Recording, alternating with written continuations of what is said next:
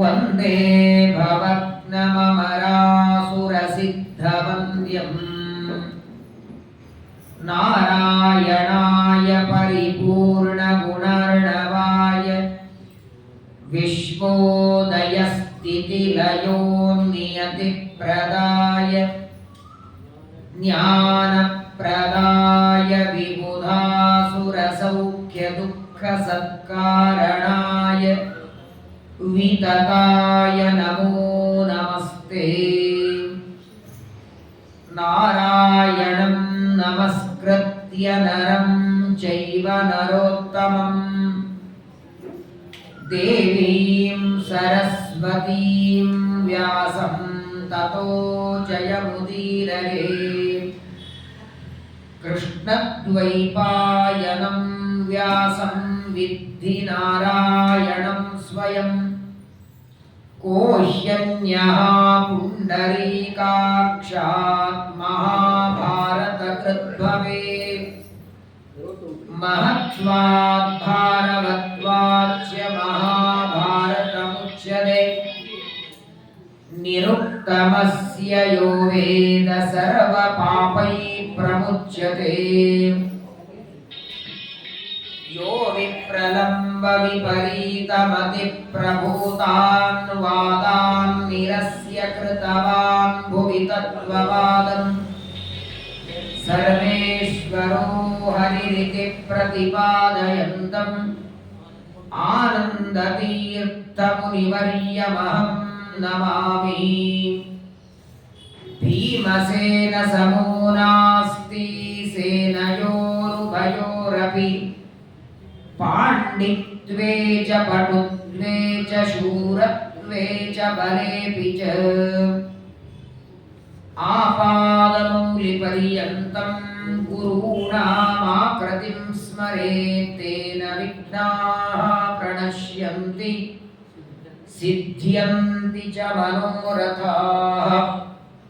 ಬುಧೈರಪಿ ಸುದುರ್ಬೋಧೇ ಗ್ರಂಥೇ ಯನ್ಮಮ ಸಾಹಸಂ ತತ್ಪಾರಯಂತು ನಿಪುಣಾಃ ಗುರುಪಾದರಜಕಣಾಃ.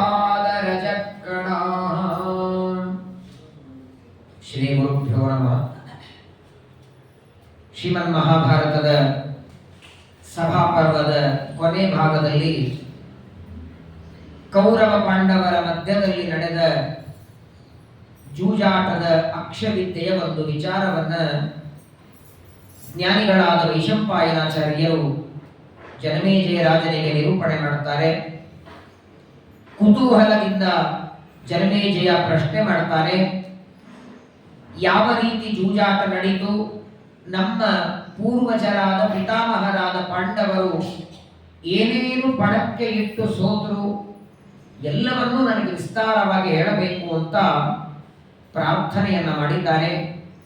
ಮೊದಲಿಗೆ ಜೂಜಾಟ ಇದು ಅಧರ್ಮ, ಇದು ಉತ್ತಮವಾದ ಕರ್ಮ ಅಲ್ಲ, ಇದು ಜ್ಞಾನಿಗಳು ಒಪ್ಪೋದಲ್ಲ ಅಂತ ಧರ್ಮರಾಜನಿಗೆ ಎಷ್ಟು ತಿಳಿ ಹೇಳಿದರೂ ಕೂಡ ತಲೆಗೆ ಹೋಗಲಿಲ್ಲ. ಶ್ರೀಮದಾಚಾರ್ಯರಂತಾರೆ, ಆಗ ಅವನಿಗೆ ಅಸುರಾವೇಶ ಆಗಿತ್ತು, ಕಲಿಯ ಆವೇಶ. ಇನ್ನೊಬ್ಬರ ಮಾತು ಕೇಳದೆ ಇದ್ದಂಗೆ ಯಾವಾಗ ಆಗತ್ತೆ ನೋಡಿ, ತಿಳ್ಕೊಂಡ್ಬಿಡಿ ಕಲಿಯ ಆವೇಶ. ನಮ್ಮಲ್ಲಿ ಆವೇಶ ಆಗೋದು ಬೇಡ, ಅಲ್ಲೇ ಇರ್ತಾನೆ ಒಳಗೆ, ಆಗಾಗ ಹೊರಗೆ ಬರ್ತಾನೆ. ಯಾವಾಗಲೂ ದೊಡ್ಡವರ ಮಾತು ಹಿಡಿಸೋದಿಲ್ಲ, ಒಳ್ಳೆಯ ಮಾತು ರುಚಿಸೋದಿಲ್ಲ. ಯಾರಾದರೂ ತಿಳುವಳಿಕೆಯ ಮಾತು ಹೇಳಿದ್ರೆ ಕೇಳಬಾರದು ಅಂತ ಯಾವಾಗ ಅನಿಸುತ್ತೋ ಅವ್ರು ಗ್ಯಾರಂಟಿ ಅನ್ಕೊಂಡು ಕಲಿ ಒಳಗೆ ಕೂತಿದ್ದಾನೆ. ಅವನ ಕೆಲಸವೇ ನಮ್ಮ ಬುದ್ಧಿಯನ್ನ ಭ್ರಮಣ ಮಾಡಿ ನಮ್ಮ ಬುದ್ಧಿಯೊಳಗೆ ದೇವರನ್ನ ದೂರ ಮಾಡೋ ಕೆಲಸ ಅವನು. ಹಾಗಾಗಿ ಧರ್ಮರಾಜ ಇದರಿಂದ ಅನರ್ಥ ಇದೆ ಅಂತ ಎಷ್ಟು ಬಾರಿ ವಿದುರ ಹೇಳ್ತಾನೆ. ಜೂಜಾಟದಿಂದ ಏನೇನು ಅನರ್ಥ ಇದೆ, ನಿನಗೂ ಇದೆ, ಧೃತರಾಷ್ಟ್ರನಿಗೆ ದುರ್ಯೋಧನಾದಿಗಳಿಗೂ ಇದೆ, ಸರ್ವಥಾ ಬೇಡ. ಆದರೂ ದೈವ ಭಗವಂತನ ಪ್ರೇರಣೆ ಹಾಗಾಗಿತ್ತು ಅವನಿಗೆ. ಧರ್ಮರಾಜ ಜೂಜಾಟಕ್ಕೆ ಬಂದಿದ್ದಾನೆ. ತಸ್ಮಿನ್ ಜಿತೇತ ಸಹದೇವ ಮಥಾರ್ಜುನಂಚ ಭೀಮಂ ಚ ಸೋಮಕ ಸುತಾಂ ಸ್ವಮಪಿ ಕ್ರಮೇಣ ರಾಜಾ ನಿಧಾಯ ವಿಜಿತೋತ ಸುಯೋಧನಸ್ವಂ ಸೂತಂ ದಿದೇಶ ಪ್ರಶತಾತ್ಮಜ ಪುತ್ರಿಕಾಯ. ಎಲ್ಲ ಸಾವಿರಾರು ಆನೆ ರಥಗಳನ್ನ ಪಣದಲ್ಲಿ ಇಟ್ಟು ಸೋತ, ಸಾವಿರಾರು ಎತ್ತಿನ ಬಂಡಿಯೊಳಗೆ ರತ್ನಮುತ್ತುಗಳನ್ನು ತರಿಸ್ತಾನೆ ಇಂದ್ರಪ್ರಸ್ಥದಿಂದ. ಏನೇನು ಧರ್ಮರಾಜ ಪಣಕ್ಕೆ ಇಡುತ್ತಾನೆ ಅದೆಲ್ಲವನ್ನ ನಾನು ಗೆದ್ದೆ ಅಂತಾನೆ ಶಕುನಿ. ಜತಮಿತ್ತೇವ, ಅಷ್ಟು ಮೋಸದಿಂದ ಆ ಪಗಡಿಗಳನ್ನ ಹಾಕ್ತಾ ಧರ್ಮರಾಜ ನಾನು ಸೋತೆ ಅಂತ ಒಪ್ಕೊಳ್ಳಿಕ್ ರೆಡಿ ಇಲ್ಲ, ಇನ್ನ ಪಣಕ್ಕೆ ಇಡೋದಕ್ಕೆ ನನ್ನ ಹತ್ರ ಏನಿಲ್ಲ ಅಂತ ಎದ್ದು ಬರಬಹುದಾಗಿತ್ತು ಅವನು. ಅದೇನಂತ ಧರ್ಮ ವಿದ್ಯೆ ಅಲ್ಲ, ಏನೋ ದೇವರ ಪೂಜೆ ಪಾಠ ಪ್ರವಚನ ಅಲ್ಲ. ಅರ್ಧ ಬಿಟ್ಟು ಹೋದ್ರೆ ಪಾಪ ಬರ್ತದಕ್ಕೆ, ಇದನ್ನೇ ಬಿಟ್ಟು ಹೋಗುವಾಗ ಅದನ್ನೇನು, ಅದೇ ಪಾಠ ಅಲ್ಲ ಪ್ರವಚನ ಅಲ್ಲ, ಅಧರ್ಮ ಅದು ಬಿಟ್ಟು ಹೋಗ್ಬೋದಾಗಿತ್ತು. ಆದ್ರೆ ಅವನನ್ನ ಕೂಡಿಸಿ ಬಿಟ್ಟಿದ್ದಾನೆ ಕಲಿ. ಏನಾದರೂ ನಾನು ಸೋತೆ ಅಂತ ಒಪ್ಕೊಳ್ಳೋದಕ್ಕೆ ರೆಡಿ ಇಲ್ಲ. ಆನೆ, ಕುದುರೆ, ರತ್ನ, ಮುತ್ತು, ಬೆಳ್ಳಿ, ಬಂಗಾರ ಅಷ್ಟೇ ಯಾಕೆ, ತನ್ನ ಇಂದ್ರಪ್ರಸ್ಥದಲ್ಲಿ ಸೇವೆ ಮಾಡುವ ದಾಸ ದಾಸಿಯರು ಅವರನ್ನು ಪಣಕ್ಕೆ ಇಟ್ಟಿದ್ದ. ಕೊನೆಗೆ ಸಹದೇವನನ್ನ ಪಣಕ್ಕೆ ಇಡುತ್ತಾನೆ. ಜಿತೇತ ಸಹದೇವ, ಆನಂತರ ನಕುಲ, ಅನಂತರದಲ್ಲಿ ಅರ್ಜುನ, ಆನಂತರ ಭೀಮ. ಭೀಮನ ನಂತರದಲ್ಲಿ ಮಹಾಭಾರತ ಹೇಳ್ತದೆ ತನ್ನನ್ನ ತಾನು ಪಣಕ್ಕೆ ಇಟ್ಟ ಆನಂತರದಲ್ಲಿ ದ್ರೌಪದಿ. ಶ್ರೀಮದಾಚಾರ್ಯರು ತಾತ್ಪರ್ಯದಲ್ಲಿ ಹೇಳ್ತಾರೆ ದ್ರೌಪದಿ ಅನಂತರ ತನ್ನನ್ನ ತಾನು ಪಣಕ್ಕೆ ಇಟ್ಟ. ಹಾಗಾದ್ರೆ ಮೊದಲು ಇಟ್ಟದ್ದು ಯಾರನ್ನ?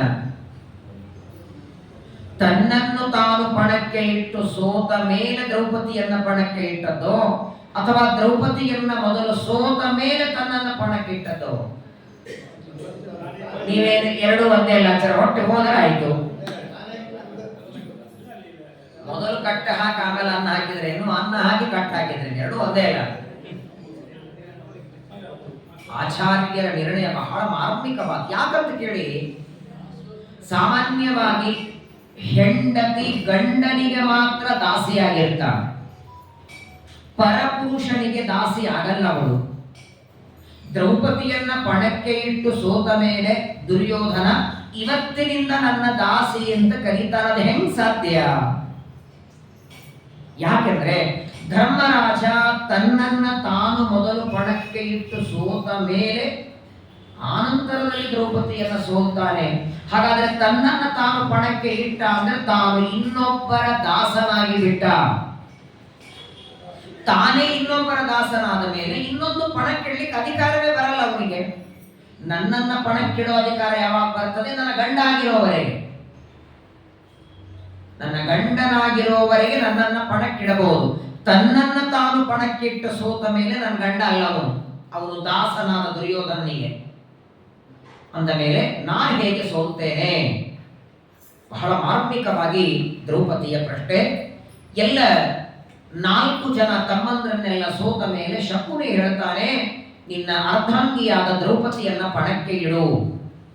ವರ್ಣನ ಮಾಡ್ತಾನೆ ಹೇಗಿದ್ದಾಳೆ ದ್ರೌಪದಿ. ತಥೈವ ಸ್ಯಾತ್ ಅನೃಶ್ಯಂ ಯಥಾ ಸ್ಯು ರೂಪ ಸಂಪದಃ ತಥಾ ಸ್ಯಾತ್ ಪುಣ್ಯ ಸಂಪತ್ಯ ಯಾ ವಿಶ್ವೇ ಪುರುಷ ಸ್ತ್ರೀಯಂ. ಇಡೀ 14 ಲೋಕದೊಳಗೆ ನಿನ್ನ ಹೆಂಡತಿಯಷ್ಟು ಸುಂದರ ಸ್ತ್ರೀ ಮತ್ತೊಬ್ಬರಿಲ್ಲ. ರೂಪ, ಲಾವಣ್ಯ, ಅಂತಹ ನಿನ್ನ ಹೆಂಡತಿಯನ್ನ ಪಣಕ್ಕೆ ಇಡು. ಆಭಾತಿ ಪದ್ಮವದ್ವಕ್ತ್ರಂ. ಸಾಮಾನ್ಯವಾಗಿ ಸ್ತ್ರೀಯರಲ್ಲಿ ಸೌಂದರ್ಯ ಇರ್ತದೆ, ಯಾವುದೋ ಒಂದು ಭಾಗ, ಕಣ್ಣು ಆದರೆ ಸುಂದರವಾಗಿರುತ್ತೆ, ಇಲ್ಲ ಮೂಗಾದ್ರೆ ಇರುತ್ತೆ, ಕಿವಿ ಆದ್ರೆ ಇರುತ್ತೆ, ಬಾಯಿ ಆದ್ರೆ ಇರುತ್ತೆ. ಶರೀರದ ಯಾವುದೋ ಒಂದು ಭಾಗ ಮಾತ್ರ ಸುಂದರವಾಗಿರೋದು. ದ್ರೌಪದಿ ಹಾಗಲ್ಲ. ಅವಳ ಕೂದಲನ್ನ ಆರಂಭ ಮಾಡಿ, ಕಣ್ಣಿನ ನೋಟ ಆರಂಭ ಮಾಡಿ ಎಲ್ಲವೂ ಸುಂದರವೇ. ದೇವಲೋಕದ ಭಾರತೀ ದೇವಿ ಅವಳು. ಹಾಗಾಗಿ ಅವಳನ್ನ ನೀನು ಪಣಕ್ಕೆ ಇಡುವಂತ ಕ್ಷಣ ಏವ ಮುಕ್ತೇತು ವಚನೆ ಧರ್ಮರಾಜೇನ ಭಾರತ. ಸೋತೆ ಅಂತ ಒಪ್ಕೊಳ್ಬಹುದಾಗಿತ್ತು. ಹೆಂಡತಿಯನ್ನ ಪಣಕ್ಕೆ ಇಡುವ ದುರ್ಬುದ್ಧಿ ಯಾಕೆ ಬಂತು ಧರ್ಮರಾಜನಿಗೆ? ಯಾವಾಗಲೂ ನೋಡಿ ನಾವು ಹೇಳ್ತೀವಲ್ಲ, ವಿನಾಶ ಕಾಲೇ ಪ್ರಾಯ ಇದು ಇವನ್ ನೋಡಿ ಹೇಳಿದ ಮಾತೇನೋ ಅನಿಸ್ತದೆ. ಸರಿಯಾದ ತಿಳುವಳಿಕೆ ಯಾವಾಗ ತಲೆಗೆ ಹೋಗಲ್ಲ ಆಗ ತಿಳ್ಕೊಂಡ್ಬಿಡ್ಬೇಕು, ಕಾಲ ಹತ್ರ ಬಂದಿದೆ. ಮಧ್ಯದಲ್ಲಿ ಇವನು ರತ್ನ ಮುತ್ತು ಬೆಳ್ಳಿ ಬಂಗಾರ ಸೋತಾಗೆಲ್ಲ ವಿದುರ ಅಂತ ಹೇಳ್ತಿದ್ದ, ಸಾಕ್ ಮಾಡಿನ್ನು, ಇನ್ನು ಇಂದ್ರಪ್ರಸ್ಥದಿಂದ ತರಿಸ್ಬೇಡ, ಇವತ್ತಿಗೆ ನಿನ್ ಜೀವನ ಮುಗಿಲಿಲ್ಲ. ಎಷ್ಟು ಬಾರಿ ಮಧ್ಯದಲ್ಲಿ ವಿದುರ ಬಂದು ತಡೆದರು. ನೋಡಿದರೆ ಇಬ್ರು ಯಮಧರ್ಮನ ಅವತಾರವೇ. ವಿದುರನು ಯಮಧರ್ಮನೇ, ಧರ್ಮರಾಜನು ಯಮಧರ್ಮನೇ. ಆದರೆ ಇವನಲ್ಲಿ ಕಲಿಪ್ರವೇಶ ಆದದ್ದಕ್ಕೆ ತನ್ನ ಹಿರಿಯ ಚಿಕ್ಕಪ್ಪ ಹೇಳುತ್ತಿದ್ರೂ ತಲೆಗೆ ಮಾತ್ರ ಹೋಗ್ತಿಲ್ಲ. ಕೊನೆಗೆ ದ್ರೌಪದಿಯನ್ನು ಪಣಕ್ಕೆ ಇಟ್ಟ ಶಕುನಿ ಕೌಣಿಗಳನ್ನು ಹಾಕ್ತಾನೆ. ಏನ್ ವಿಚಿತ್ರ ನೋಡಿ, ಕ್ಷಣ ಮಾತ್ರದಲ್ಲಿ ಗೆದ್ದು ಬಿಡ್ತಿದ್ದ. ಇನ್ನು ಇವನು ಪಣಕ್ಕೆ ಇಡೋದೇ ತಡ, ಮರುಕ್ಷಣದಲ್ಲಿ ಶಕುನಿ ಗೆದ್ದು ಬಿಡ್ತಾನೆ. ಯಾವಾಗ ನಾನು ದ್ರೌಪದಿಯನ್ನು ಗೆದ್ದೆ ಅಂದ ಕ್ಷಣ ಪ್ರತಿಕಾಮಿ ಅಂತ ಒಬ್ಬ ದುರ್ಯೋಧನನ ಸೇವಕ ಅವನಿಗೆ ಕೊಟ್ಟು ಕಳಿಸ್ತಾನೆ. ದ್ರೌಪದಿಯನ್ನ ಸಭಾಮಂಟಪಕ್ಕೆ ಕರ್ಕೊಂಡು ಬಾ, ಗಂಡ ಅವರನ್ನ ಜೂಜಾಟದಲ್ಲಿ ಸೋತಿದ್ದಾನೆ, ಕರ್ಕೊಂಡು ಬಾ ಅಂತ ಆ ಪ್ರತಿಕಾಮಿ ಬಂದ ಅಂತೆ. ದ್ರೌಪದಿಯನ್ನ ಕರೆಯುವುದಕ್ಕೆ ಒಳಗೆ ಬರ್ತಾನೆ. ಬಂದು ಮೊದಲು ಪ್ರಾರ್ಥನೆ ಮಾಡದ. ಅವನೇನು ಕೈ ಹಿಡಿದು ಎಳೆಯೋದೆಲ್ಲ ಮಾಡಲಿಲ್ಲ. ಸೂತೋ ಗತ್ವಾ ತದಂತಂ ಸಮಕಥಯತಿ ಮಾಂ ದ್ಯೂತ ಮತ್ತೆ ಜಿತಾಸಿ ಕ್ಷಿಪ್ರಂ ಚಾಯಾಹಿ ರಾಜ್ಞಾಂ ಸಮಿತಿ ಮುರುತರ ಮಿಥ್ಯತೋ ಸಾಪ್ಯವಾದಿ. ಆಚಾರ್ಯರಂತಾರೆ, ಒಬ್ಬ ಸೇವಕನನ್ನ, ಪ್ರತಿಕಾಮಿ ಎನ್ನುವಂತಹ ಒಬ್ಬ ಸೇವಕನನ್ನ ಕೊಟ್ಟು ಕಳಿಸ್ತಾನೆ. ಕೈ ಜೋಡಿಸಿ ಪ್ರಾರ್ಥನೆ ಮಾಡಿಕೊಂಡ. ಒಂಟು ವಸ್ತ್ರದ ಮೇಲೆ ಇದ್ದಾಳೆ ದ್ರೌಪದಿ. ಪ್ರಾರ್ಥನೆ ಮಾಡ್ತಾನೆ, ನಿಮ್ಮನ್ನ ರಾಜಸಭೆಗೆ ಕರೆದಿದ್ದಾರೆ, ಆದಷ್ಟು ಬೇಗ ನಿಮ್ಮನ್ನ ಕರ್ಕೊಂಡು ಬಾ ಅಂತ ಹೇಳಿದ್ದಾರೆ, ನನ್ನ ಜೊತೆಗೆ ನೀವು ಬರಬೇಕು ಅಂತ ಕೈ ಜೋಡಿಸಿ ಪ್ರಾರ್ಥನೆ ಮಾಡಿಕೊಂಡಾಗ ದ್ರೌಪದಿ ಹೇಳ್ತಾಳೆ, ಗುರು ಹಿರಿಯರು ಕೂತಂತಹ ಸ್ಥಳದಲ್ಲಿ ನಾನು ಬರೋದಿಲ್ಲ ಅಂತಾಳೆ.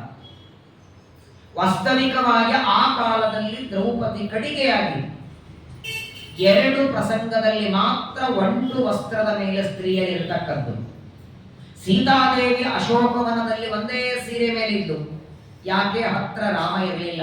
ಗಂಡ ಬೇರೆ ಊರಿಗೆ ಹೋದರೆ ಅಥವಾ ಗಂಡ ಮನೆಯಲ್ಲಿ ಇಲ್ಲ ಅಂದ್ರೆ ಹೆಣ್ಣು ಮಕ್ಕಳಿಗೆ ಅಲಂಕಾರ ಮಾಡ್ಕೋಬಾರದಂತ. ಚೆನ್ನಾಗಿ ರೆಡಿ ಆಗುವುದು, ಒಳ್ಳೆ ಬಟ್ಟೆ ಹಾಕೊಳ್ಳೋದಾಗಲಿ ಅಥವಾ ಕೂದಲುಗಳಿಗೆ ಹೂಗಳು ಹಾಕೋದಾಗಲಿ ಯಾವ ಅಲಂಕಾರಗಳು ಸ್ತ್ರೀಯರಿಗಿಲ್ಲ. ಯಾವುದೋ ಕಾರಣದಿಂದ ಗಂಡ ಬೇರೆ ಊರಿಗೆ ಹೋಗಿದ್ದೆ. ಕಾರಣ, ಹಿಂದೆ ಮನೆ ಮನೆಗೆಲ್ಲ ಭಿಕ್ಷೆಗೆ ಬರೋರು, ಮಾಧುಕರಿ ಅಂತ ಭಿಕ್ಷೆ ಬೇಡ್ತಾ ಬರೋರು. ಅವರು ಆ ಮನೆಯೊಳಗಿರುವ ಯಜಮಾನನ ಹೆಂಡತಿಯನ್ನ ನೋಡಿ ಒಂಟ ಸೀರೆ ಮೇಲಿದ್ರೆ ಒಂದ ಕಡಿಯಾಗಿರಬೇಕು, ಇಲ್ಲ ಗಂಡ ಊರಲ್ಲಿ ಇಲ್ಲ ಅಂತ ಹೇಳಿ ಹಾಗೆ ಹೊರ ಹೋಗೋರಂತ. ಹಿಂದಿನ ಕಾಲದಲ್ಲಿ ಎಷ್ಟು ನಿಯಮ. ಮನೆಯ ಮುಂದೆ ರಂಗವಲ್ಲಿ ಇರಲಿಲ್ಲ ಅಂದ್ರೆ ಇವರ ಮನೆಯಲ್ಲಿ ಸೂತಕ ಇದೆ ಅಂತ ಹಾಗೆ ಹೊರಗೆ ಹೋಗೋರು. ಸೂತಕದಲ್ಲಿ 10 ದಿನ ಬಿಟ್ರೆ ಎಂದಿಗೂ ರಂಗವಲ್ಲಿ ಇಲ್ಲದೇ ಇರಬಾರದು ಮನೆ ಮುಂದೆ. 360 ದಿನ ಸೂತಕ ಮನೆ ಇದ್ದಂಗೆ ಇರ್ತದೆ. 90% ಇವತ್ತು ಕಡಿಗೆ ಕೂಡ್ತಾ ಇಲ್ಲ. ಯಾರು ಹೇಗಿದ್ದಾರೆ ಗೊತ್ತಾಗಲ್ಲ. ದ್ರೌಪದಿ ಹೇಳ್ತಾಳೆ, ಮೊದಲು ನಾವು ನೀವೆಲ್ಲ ಕೇಳಿರ್ತೇವೆ ದಶರಥ ರಾಜನ ಕಥೆಯಲ್ಲಿ, ಜನಕರಾಜನ ಕಥೆಯಲ್ಲಿ, ಈ ಹಿಂದಿನ ಕಾಲದಲ್ಲಿ ರಾಜರು ತಮ್ಮ ಹೆಂಡತಿ ಕಡಿಗೆಯಾದ್ರೆ ಅದಕ್ಕೆ ಅಂತ ಒಂದು ಬೇರೆ ಮನೆನೇ ಕಟ್ಟಿಸ್ತಿದ್ರಂತೆ. ಒಂದು ರೂಮ್ ಅಲ್ಲ, ಮನೆನೇ ಬೇರೆ. ಅವರಿಗೆ ಅಡಿಗೆ ಬಡಿಸೋದು, ಅವರಿಗೆ ಸೇವೆ ಮಾಡೋರು, ಅವರು ಎಂದಿಗೂ ರಾಜನ ರಾಜಧಾನಿಯಲ್ಲಿ ಪ್ರವೇಶ ಇಲ್ಲ. 4ನೇ ದಿವಸ ಅಲ್ಲ, 5ನೇ ದಿವಸ ಏರ್ಕೊಂಡ ಮೇಲೆ ವಾಸ್ತವಿಕವಾಗಿ ದೇವರ ಪೂಜೆಗೆ ಅವರು ಶುದ್ಧರಾಗೋದು 7ನೇ ದಿನ ಅಂತೆ. 4, 5ನೇ ದಿವಸ ಕೇವಲ ಗಂಡನಿಗೆ ಅಡಿಗೆ ಮಾಡ್ಲಿಕ್ಕೆ, 4ನೇ ದಿವಸ ಅದು ಬರಲ್ಲ. ದೇವರ ನೈವೇದ್ಯಕ್ಕೆ ಮತ್ತೆ ಅಡಿಗೆ ಮಾಡಿಕೊಡೋದಕ್ಕೆ ಸಾಧ್ಯವಾಗುವುದು 7ನೇ ದಿನ ಏರ್ಕೊಂಡ ಮೇಲೆ ಅಂತ ಮಹಾಭಾರತ ಹೇಳ್ತದೆ. ಯಾರು ಪಾಲನೆ ಮಾಡ್ತಾರೆ ಇವತ್ತು? ಭೀಷ್ಮದ್ರೋಣರಂತಹ ಜ್ಞಾನಿಗಳ ಸಭೆಯಲ್ಲಿ ನಾಹಂ ಯಾಸ್ಸೆ ಗುರುಡಾಂ ಸಮಿತಿ ಮಿತಿ ಯಯೌ ಸೋಪ್ಯವಂ ಭೀಮಭೀತಂ. ಯಾವಾಗ ದ್ರೌಪದಿ ನಾನು ತುಂಬಿದ ಸಭೆಯಲ್ಲಿ ಬರೋದಿಲ್ಲ ಅಂದಾಕ್ಷಣ ಆ ಕರೆಯೋದಕ್ಕೆ ಹೋದ ದೂತ ಆಯಿತು ಅಂತ ಹೊರಟೇ ಬಿಟ್ಟ ಅಂತೆ. ಯಾಕಂದ್ರೆ ದುರ್ಯೋಧನ ಏನ್ ಹೇಳಿದ್ದ, ಏನಾದ್ರೂ ಮಾಡಿ ಕರ್ಕೊಂಡು ಬಾ ಅಂತ ಹೇಳಿದ್ದ. ಇವರು ಬಹಳ ಪ್ರಯತ್ನ ಮಾಡಲಿಲ್ಲ. ಮೊದಲು ಹೇಳಿದ, ಸಭೆಗೆ ನಿಮ್ಮನ್ನ ಕರೆದಿದ್ದಾರೆ ಅಂತ ಹೇಳ್ತಾನೆ, ಗುರು ಹಿರಿಯರ ಸಭೆಯಲ್ಲಿ ನಾನು ಬರೋದಿಲ್ಲ ಅಂತ ದ್ರೌಪದಿ ಭೀಮನಿಗೆ ಅಂಚಿದ ಅಂತೆ. ನಾನೇನಾದ್ರೂ ದ್ರೌಪದಿಗೆ ಒತ್ತಾಯ ಮಾಡಿದರೆ ಭೀಮ ಹಾಕ್ತಾನೆ ಅಂತ ಭೀಮಸೇನ ದೇವರಿಗೆ ಭಯಪಟ್ಟು ಮತ್ತೆ ತಿರುಗಿ ಬಂದು ದುರ್ಯೋಧನಿಗೆ ಹೇಳ್ತಾನೆ, ಬರೋದಿಲ್ಲ ಅಂತೆ. ಯಾಕೆ ಅಂತ ದುರ್ಯೋಧನ ಕೇಳದ. ಸ್ವತಃ ಗಂಡನೇ ಅವರನ್ನ ಜೂಜಾಟದಲ್ಲಿ ಸೋತಿದ್ದಾನೆ. ಇವತ್ತಿನಿಂದ ಅವಳು ಪಾಂಡವರ ಹೆಂಡತಿಯಲ್ಲ, ನಮ್ಮ ದಾಸಿ. ಯಾಕೆ ಅವಳು ಬರೋದಿಲ್ಲ ಅಂತ ಕೇಳಿದಾಗ ಈ ಸೂತ ಹೇಳ್ತಾನೆ, ಪ್ರತಿಕಾಮಿ ಹೇಳ್ತಾನೆ, ದ್ರೌಪದಿ ಒಂದು ಪ್ರಶ್ನೆ ಕೇಳಿದ್ದಾಳೆ, ಅದಕ್ಕೆ ಉತ್ತರ ಕೊಟ್ರೆ ಅವಳು ಬರ್ತಾಳಂತೆ.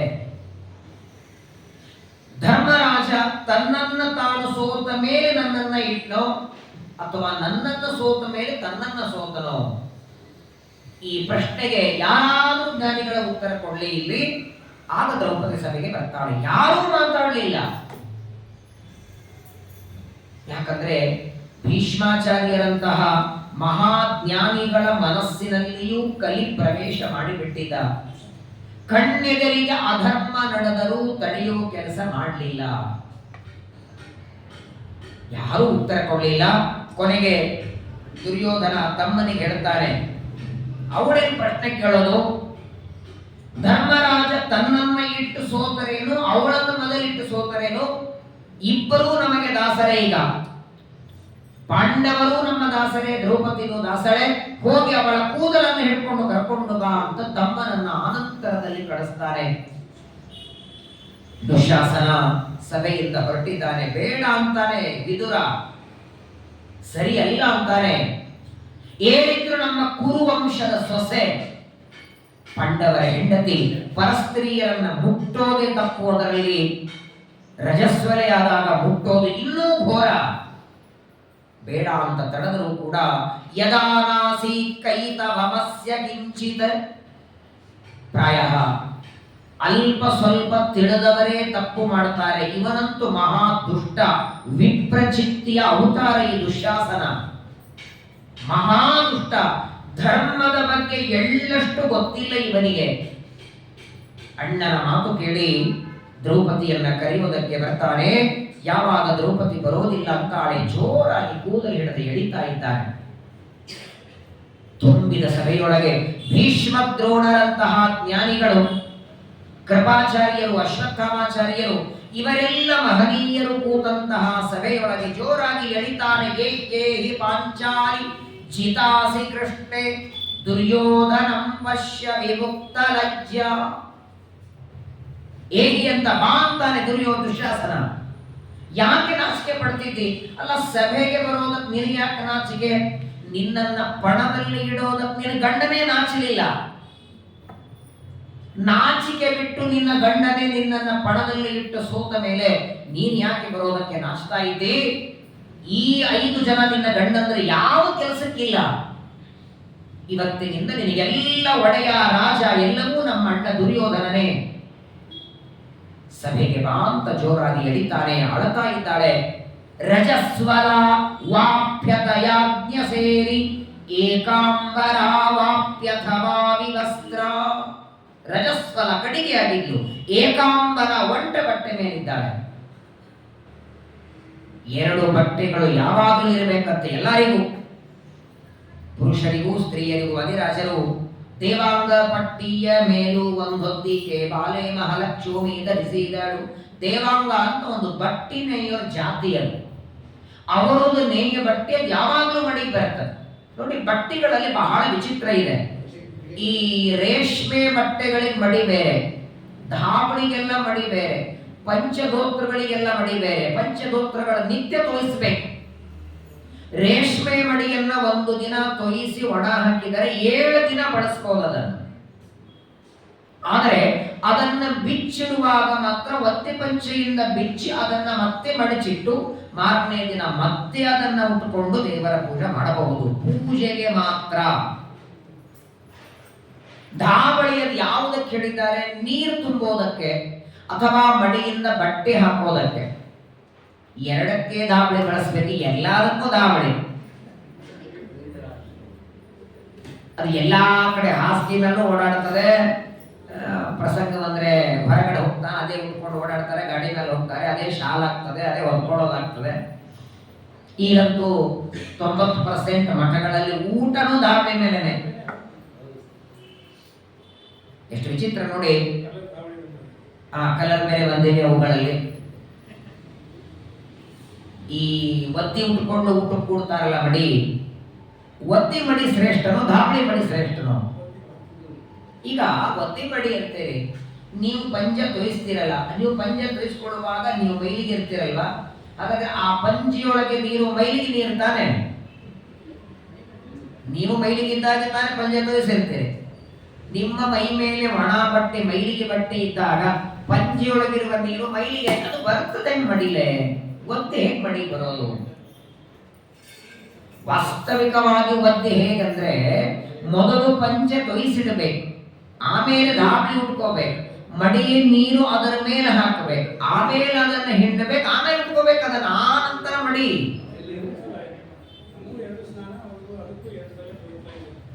ನಾವು ಎರಡು ಮಾಡಲ್ಲ, ಅದಕ್ಕೂ ಎರಡು ಮಾಡಿಸಲ್ಲ. ಇದು ಹೆಂಗ್ ಗೊತ್ತಾ? ಒಂದು ಸಲ ನೋಡಿ, ಒಂದು ಸಲ ಒತ್ತಿ ಉಟ್ಕೊಂಡು ಬಿಟ್ರೆ 1000 ಮಂದಿ ಮುಟ್ಲಿ ಮೈಲಿಗೆ ಅಲ್ಲಂತದು. ಏನೇ ಒದ್ದಿ ಅದೆಲ್ಲ ಅಂದ್ಬಿಡ್ತಾರೆ, ಮುಗಿತು. ಗಾಳಿ ಒದ್ದಿ ಉಟ್ಕೊಂಡಿರ್ತೀರಿ, ಯಾರೋ ಒಬ್ಬ ವ್ಯಕ್ತಿ ನಿಮ್ಮ ಮೈಲಿಗಿಂದ ಮುಟ್ಟಿದ, ಏನ್ ಮಾಡ್ತೀರಾಗ? ಮತ್ತೆ ತೋರಿಸ್ಕೊಳ್ಳಲ್ಲ, ಒದ್ದಿನೇ ಇದೆಯಲ್ಲ. ಹಾಗಾದ್ರೆ ಮೈ ಮೇಲೆ ಉಟ್ಕೊಂಡದ್ದು ಒದ್ದಿ ಇರೋವರೆಗೆ 100 ಜನ ಮುಟ್ಟಿದ್ರು ಅದು ಮಡಿನೇ. ಚಿತ್ರವಾದ ಮಡಿಗಳು, ಸ್ವಾಮಿಗಳ ಯತಿಗಳ ಮಡಿ ಬೇರೆ. ಆದರೆ ನೋಡಿ, ಬಟ್ಟೆಗೆ ಮಾತ್ರ ಬಹಳ. ಏಕಾದಶ ಸ್ಕಂದ ಭಾಗವತದಲ್ಲಿ ಕೃಷ್ಣ ಪರಮಾತ್ಮ ಹೇಳ್ತಾನೆ, ಊರ್ಣ ವಾತೇನ ಶುದ್ಧತಿ, ಧಾಬಳಿಗಳನ್ನೆಲ್ಲ ಒಗಿಬಾರದಂತ. ಅಕಸ್ಮಾತ್ತಾಗಿ ಒಗೆದ್ರು ಏಕಾದಶಿ ಒಗಿಬೇಕಂತ. ಏಕಾದಶಿಯನ್ನು ಒಗೆದ್ರು ಕೂಡ ಅದನ್ನು ಒಣ ಹಾಕೋದು ಮಡಿಯಿಂದೇ ಒಣ ಹಾಕಬೇಕು. ಒಗೆದು ಮಡಿಯಿಂದ ಒಣ ಹಾಕಬೇಕು. ಅದನ್ನು ತಗೊಳ್ಳುವಾಗೆಲ್ಲ ಒದ್ದಿ ಉಟ್ಕೊಂಡು ತಗೊಳ್ಬೇಕು, ಮತ್ತು ಒದ್ದಿ ಉಟ್ಕೊಂಡೇ ಇಡಬೇಕು. ಅದನ್ನು ದೇವರ ಮನೆಗೆ ಇಡಬೇಕದು, ಆಗಲೇ ಅದರ ಮಡಿ ಉಳಿತದೆ. ಬಟ್ಟೆಯ ಬಗ್ಗೆ ಬಹಳ ಮಾತುಗಳು. ಏಕಾಂಬರ, ಒಂದೇ ಒಂದು ಬಟ್ಟೆಯನ್ನ ಉಟ್ಟುಕೊಂಡಿದ್ದಾರೆ. ಅಷ್ಟಾದ್ರೂ ಕರುಣೆ ಬೇಡ ದುಶ್ಯಾಸನನಿಗೆ. ರಜಸ್ವಲೆಯಾದ ಸ್ತ್ರೀಯನ್ನ ನೋಡಬಾರದು. ಕೂದಲು ಹಿಡಿದಿದ್ದಾನೆ, ಎಳಿತಾನೆ, ಒಂಟ ಸೀರೆ ಉಟ್ಕೊಂಡಿದ್ದಾನೆ, ಜೋರಾಗಿ ಅಳ್ತಾ ಇದ್ದಾಳೆ. ಪ್ರಕೀರ್ಣ ಕೇಶಿ ಪತಿತಾರ್ದ್ರ ವಸ್ತ್ರ, ಮೈ ಬಟ್ಟೆ ಎಲ್ಲ ಒದ್ದೆಯಾಗಿದೆ, ನೆಲದ ಮೇಲೆ ಬಿದ್ದಿದ್ದಾಳೆ, ಜೋರಾಗಿ ಕೂದಲು ಹಿಡಿದು ಎಳಿತಾ ಇದ್ದಾನೆ. 5 ಜನ ಗಂಡಂದರೆ ಎದುರುಗಡೆ ಕೂತಿದ್ದಾರೆ, ಯಾರು ಮಾತಾಡ್ತಿಲ್ಲ. ಧರ್ಮೇಚ ಅರ್ಥೇಚ ಕಾಮೇಚ ನಾತಿಚರಾಮಿ ಅಂತ ಮದುವೆಯಲ್ಲಿ ಪ್ರತಿಜ್ಞೆ ಮಾಡಿರ್ತಾರೆ. ಯಾವ ಪ್ರಸಂಗದಲ್ಲಿಯೂ ನಿನಗೆ ತೊಂದರೆ ಆಗದೇ ಇದ್ದಾಗ ನೋಡ್ಕೊಳ್ತೇನೆ ಅಂತದ್ದು ಒಬ್ಬ ಗಂಡ ಇದ್ರೂ ಮಾಡ್ತಾನೆ. 5 ಜನ ಎದುರುಗಡೆ ಕೂತಿದ್ದಾರೆ, ಯಾರು ಮಾತಾಡ್ತಿಲ್ಲ. ಧರ್ಮೇ ಸ್ಥಿತ ಧರ್ಮ ಸುತಶ್ಚ ರಾಜ, ಹೆಸರೇ ಧರ್ಮರಾಜ, ಹೆಸರು ಮಾತ್ರ ಧರ್ಮರಾಜ. ಇವತ್ತು ಹೆಂಡತಿಗೆ ಧರ್ಮ ಕೊಡಿಸ್ಲಿಕ್ಕೆ ಆಗ್ತಾ ಇಲ್ಲ ಅವನಿಗೆ. ನೋಡ್ತಾ ಕೂತಿದ್ದಾರೆ ಪಾಂಡವರು. ಭೀಷ್ಮಾಚಾರ್ಯ ಕೊಂಡೋರಿ, ದ್ರೋಣಶ್ಚ ಭೀಷ್ಮಶ್ಚ, ಎಲ್ಲರೂ ನೋಡ್ತಾ ಒಬ್ಬರಾದರೂ ಎದ್ದು ನಿಂತು ತಡಿಬೇಕಾಗಿತ್ತು. ತುಂಬಿದ ಸಭೆಯೊಳಗೆ ಒಂಟು ವಸ್ತ್ರದಲ್ಲಿರುವ ಒಂದು ಹೆಣ್ಣನ್ನ ಕೂದಲು ಹಿಡಿದು ಒಬ್ಬ ರಾಕ್ಷಸ ದುಷ್ಟ ಎಳಕೊಂಡು ಬರ್ತಾ ಇದ್ದಾನೆ. ನೋಡ್ತಾ ಇದ್ದಾರೆ, ಯಾರು ನೋಡಿದರೂ ಅದರ ಬಗ್ಗೆ ಮಾತ್ರ ಮಾತಾಡುತ್ತಿಲ್ಲ. ಸಭೆಯ ಮಧ್ಯದಲ್ಲಿ ಬಂದಿದ್ದಾಳೆ. ಆ ಎಲ್ಲ ಕಡೆಗೆ ನೋಡಿದ್ಲಂತೆ ದ್ರೌಪದಿ. ಭೀಷ್ಮರಿಗೆ ಒಂದು ಪ್ರಶ್ನೆ ಕೇಳ್ತಾಳೆ, ಯಾಕೆ ಸ್ವಾಮಿ? ಧೃತರಾಷ್ಟ್ರ ಅಂದ್ರೆ ಕುರುಡ, ಅವನು ಕಣ್ಣಿನಿಂದಲೂ ಕುರುಡ, ಜ್ಞಾನದಿಂದಲೂ ಕುರುಡ, ನಿಮಗಂತೂ ಕಣ್ಣಿದೆಯಲ್ಲ, ಮೇಧಾವಿಗಳು ನೀವು. ನನ್ನ ಗಂಡ ಧರ್ಮರಾಜನಿಗೆ ಯಾವ ಪ್ರಶ್ನೆ ಬಂದರೂ ನಿಮ್ಮನ್ನೇ ಕೇಳೋದು. ಅಷ್ಟು ಜ್ಞಾನವನ್ನ ಪಡೆದವರು, ನಿಮ್ಮ ದೃಷ್ಟಿಯೊಳಗೆ ಇದು ಧರ್ಮವ ಅಂತ ಕೇಳ್ತಾಳೆ. ಸಭೆಯೊಳಗೆ ನನ್ನನ್ನ ಹೀಗೆ ಎಳ್ಕೊಂಡು ಬರೋದು ನೀವು ಕಣ್ಣೆದುರಿಗೆ ನೋಡ್ತಾ ಕೂತಿದ್ದೀರಿ, ಯಾಕೆ ತಡೆಯಲಿಲ್ಲ ನೀವು? ಇದು ಅಧರ್ಮ ಅಂತ ಹೇಳುವಷ್ಟು ನಿಮ್ಮ ಹತ್ರ ಧೈರ್ಯ ಇಲ್ವಾ? ದುರ್ಯೋಧನಿಗೆ ದುಶ್ಯಾಸನಿಗೆ ಹೆದರಿ ಹೇಳ್ತಾ ಇಲ್ವೋ, ಅಥವಾ ನಿಮ್ಮ ಕಣ್ಣೆದುರಿಗೆ ನಡೆದದ್ದು ಅಧರ್ಮ ಅಂತ ಅನಿಸ್ತಾ ಇಲ್ವೋ ನಿಮಗೆ? ಇದು ಅಧರ್ಮ ಅಲ್ಲ, ಇದು ಅಧರ್ಮ ಅಲ್ಲ ಅಂತ ಹೇಳ್ತಾ ಇಲ್ವೋ? ಯಾಕೆ ಹೇಳ್ತಾ ಇಲ್ಲ? ಸಭ್ಯಾಸ್ತು ಏತತ್ರ ಬಭೂವರನ್ನೇ. ನೋಡಿ, ತಪ್ಪು ನಾವು ಮಾಡೋದೇ ತಪ್ಪಲ್ಲ, ಕಣ್ಣೆದುರಿಗೆ ತಪ್ಪು ನಡೆದಾಗ ತಡಿದೇ ಇರೋದು ಬಹಳ ದೊಡ್ಡ ತಪ್ಪಂತದ್ದು. ನಮ್ಮ ಕಣ್ಣೆದುರಿಗೆ ಯಾರೋ ಒಬ್ಬ ಸ್ವಾಮಿಗಳನ್ನ ಗುರುಗಳನ್ನ ಬೈತಿದ್ದ, ನಿಂದೆ ಮಾಡುತ್ತಿದ್ದಾನೆ, ಶಕ್ತಿ ಇದ್ರೆ ಅವನಿಗೆ ದಂಡ ಹಾಕಿ, ಇಲ್ಲ ಅಂದ್ರೆ ಅಲ್ಲಿಂದ ಎದ್ದು ಹೋಗ್ಬಿಡ್ಬೇಕಂತೆ, ಕೇಳ್ತಾ ಕೊಡಬಾರದು ದೊಡ್ಡವರ ನಿಂದೆ. ಅಂಥದ್ರೊಳಗೆ ನೂರಾರು ವರ್ಷ ಅಧ್ಯಯನ ಮಾಡಿ ಸಾವಿರಾರು ಜನರಿಗೆ ಪಾಠ ಪ್ರವಚನ ಮಾಡುವಂತಹ ನಿಮ್ಮಂತಹ ಜ್ಞಾನಿಗಳ ಎದುರುಗಡೆ ಇಷ್ಟು ಅವಮಾನ ನಡೆದಿದೆ, ಯಾಕೆ ನೀವು ತಡಿತಿಲ್ಲ ಅಂತ ದ್ರೌಪದಿ ಪ್ರಶ್ನೆ ಕೇಳಿದರೆ ಭೀಷ್ಮಾಚಾರ್ಯ ಬಾಯಿಂದ ಬಂದ ಮಾತು ನೋಡಿ. ಭೀಷ್ಮರಂತಾರೆ, ನ ಧರ್ಮ ಸೌಕ್ಷ್ಮ್ಯಾತ್ ಸುಭಗೆ ವಿವೇತ್ತು ಶಕ್ನೋಮಿ ತೇ ಪ್ರಶ್ನಮಿಮಂ ಯಥಾವತ್. ಭೀಷ್ಮಾಚಾರ್ಯರ ಬಾಯಿಂದ ಬಂದ ಮಾತು. ಭೀಷ್ಮಾಚಾರ್ಯರಂತಾರೆ, ನೋಡಮ್ಮ, ಧರ್ಮ ಬಹಳ ಸೂಕ್ಷ್ಮ ಇದೆ, ನಿನ್ನ ಪ್ರಶ್ನೆಗೆ ಉತ್ತರ ಕೊಡೋದಕ್ಕೆ ನನ್ನಿಂದ ಆಗ್ತಾ ಇಲ್ಲ. ದ್ರೌಪದಿಯ ಪ್ರಶ್ನೆಗೆ ಉತ್ತರ ಭೀಷ್ಮಾಚಾರ್ಯರ ಬಾಯಿಂದಲೂ ಬರಲಿಲ್ಲ ಅಂತ ನೋಡಿ. ಆಹಾರ ಶುದ್ಧವು ಸತ್ವಶುದ್ಧಿ. ದುರ್ಯೋಧನನ ಸಂಪತ್ತಿಗೆ ಮರುಳಾಗಿ ಬಿಟ್ಟಿದ್ರು ಪಾಪ. ಒಂದು, ಅವನು ಬೈತಾನೆ ಅಂತ ಭಯ, ಎರಡನೇದ್ದು ಕಲಿಯ ಆವೇಶ ಆಗಿದೆ. ಭೀಷ್ಮಾಚಾರ್ಯರಂತಾರೆ, ಇದರೊಳಗೆ ನನಗೇನು ಗೊತ್ತಾಗ್ತಿಲ್ಲಮ್ಮ, ಇದು ಧರ್ಮವೋ ಅಧರ್ಮವೋ ಅಂತ ನನಗೆ ಪ್ರಶ್ನೆಗೆ ಉತ್ತರ ಕೊಡುವಷ್ಟಿಲ್ಲ, ಬೇಕಾದ್ರೆ ನಿನ್ನ ಎದುರುಗಡೆ ನಿನ್ನ ಗಂಡ ಧರ್ಮರಾಜ ಇದ್ದಾನೆ, ಅವನಿಗೆ ಕೇಳು. ಭೀಷ್ಮಾಚಾರ್ಯರು ತಾವು ಉತ್ತರ ಕೊಡಲಿಲ್ಲ, ದ್ರೋಣಾಚಾರ್ಯ ಹೇಳಿಲ್ಲ, ಇನ್ಯಾರನ್ನು ಕೇಳಬೇಕು ಹೇಳಿ ದ್ರೌಪದಿ. आहूय राजा कुशब्दे सभायां धर्ताष्टभिर्नೈ ಕೃತಿ ರೇಖಾನವಾರ್ಯೈಃ. ಮೊದಲನೇದಾಗಿ, ಸರಿ, ನನ್ನನ್ನ ಎಳ್ಕೊಂಡು ಬಂದದ್ದಕ್ಕೆ ನಿಮ್ಮ ಹತ್ರ ಉತ್ತರ ಇಲ್ಲಲ್ಲ, ಅದು ಪ್ರಶ್ನೆ ಬಿಡಿ. ನಿಮ್ಮಂತಹ ಸಜ್ಜನರು ಕೂತ ಈ ಸಭೆಯೊಳಗೆ ಮೊದಲು ಜೂಜಾಟಕ್ಕೆ ನೀವು ಅನುಮತಿ ಕೊಟ್ಟರೆ ಹೇಗೆ ಅಂತ ಕೇಳ್ತಾಳೆ. ನಿಮ್ಮೆಲ್ಲರ ಕಣ್ಣು ಮುಂದೆ ಜೂಜಾಟ ನಡೆದಾಗ ಇದು ತಪ್ಪು ಅಂತ ನೀವು ಹೇಳಿಲ್ಲಲ್ಲ. ನೀವೆಲ್ಲ ಮಾಡಿದ ಮೊದಲನೇ ತಪ್ಪು ಜೂಜಾಟಕ್ಕೆ ಅನುಮತಿ ಕೊಟ್ಟದ್ದು. ಎರಡನೇದ್ದು, ಅಧರ್ಮದಿಂದ ಮೋಸದಿಂದ ಜೂಜಾಟ ನಡೆದರೆ ತಡಿಬಾರದ. ಯಾರಾದರೂ ಜೂಜಾಡುವಾಗ ಹಣ ಇಡ್ತಾರೆ, ರಾಜ್ಯ ಇಡ್ತಾರೆ, ಸಂಪತ್ತು ಇಡ್ತಾರೆ, ಸ್ವಂತ ಹೆಂಡತಿಯನ್ನು ಯಾರಾದ್ರೂ ಇಡ್ತಾರ? ತನ್ನ ತಮ್ಮಂದ್ರನ್ನ ಇಟ್ಟು ಸೋತಾಗಲೇ ನೀವು ಧರ್ಮರಾಜನಿಗೆ ಬುದ್ಧಿ ಹೇಳಬೇಕಾಗಿತ್ತು. ದ್ರೋಣಾಚಾರ್ಯರು, ಭೀಷ್ಮಾಚಾರ್ಯ ನೀವು ಹೇಳಬೇಕಾಗಿತ್ತು ಅವನಿಗೆ. ತನ್ನನ್ನು ತಾನು ಪಣಕ್ಕಿಟ್ಟು ಸೋತು ಹೆಂಡತಿಯನ್ನೂ ಪಣಕ್ಕೆ ಇಡ್ತಾನೆ, ಅಲ್ಲಿವರೆಗೆ ಸುಮ್ಮನೆ ಕೂತಿದ್ದೀರಲ್ಲ ನೀವು. ಬಹಳ ಮೀರಿ ಹೋಗಿದೆ. ಈಗ ಪ್ರಾರಂಭದ ಹಂತದಲ್ಲೇ ನಿಲ್ಲಿಸಬೇಕಾಗಿತ್ತು. ಯಾವಾಗ ಈ ಜೂಜಾಟದ ಪ್ರಸಂಗ ಬಂತೋ ಆಗಲೇ ನಿಲ್ಲಿಸ್ಬೇಕು. ಬೇಡ, ರಾಜ್ಯ ಇಟ್ಟು ಸೋತಾಗಾದ್ರೂ ನಿಲ್ಲಿಸಬೇಕಾಗಿತ್ತು, ತಮ್ಮಂದ್ರನ್ನು ಇಟ್ಟಾಗಾದ್ರೂ ನಿಲ್ಲಿಸಬೇಕಾಗಿತ್ತು. ಮೊದಲನೇದು ಅದನ್ನು ನಿಲ್ಲಿಸಲಿಲ್ಲ. ಎರಡನೇದು ಯಾಕೆ ಅಂತ ಉತ್ತರವಿಲ್ಲ. ನ ಸಭಾ ಯತ್ರ ನ ಸಂತಿ ವೃದ್ಧ.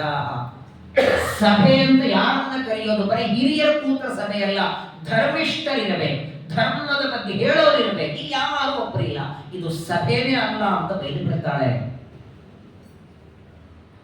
ಎಲ್ಲರೂ ಕೂತಿದ್ದಾರೆ, ಯಾರು ಮಾತಾಡ್ತಾ ಇಲ್ಲ. ದ್ರೌಪದಿಯ ಮಾತುಗಳನ್ನು ಕೇಳಿಸ್ಕೊಳ್ತಾರಷ್ಟೇ ಹೊರತು ಪ್ರತಿಯಾಗಿ ಉತ್ತರ ಕೊಡ್ತಾ ಇಲ್ಲ. ದೃಷ್ಟ್ವಾ ಭೀಮಃ ಪಿಷ್ಯಮಾಣಂತು ಕೃಷ್ಣ. ದ್ರೋಣಾಚಾರ್ಯರನ್ನ ಭೀಷ್ಮಾಚಾರ್ಯರನ್ನ ನೋಡಿ ದ್ರೌಪದಿ ಮಾತಾಡ್ತಾ ಅವಳು ಅಳ್ತಾ ಇರೋದನ್ನ ಭೀಮಸೇನ ದೇವರು ನೋಡಿದರಂತೆ.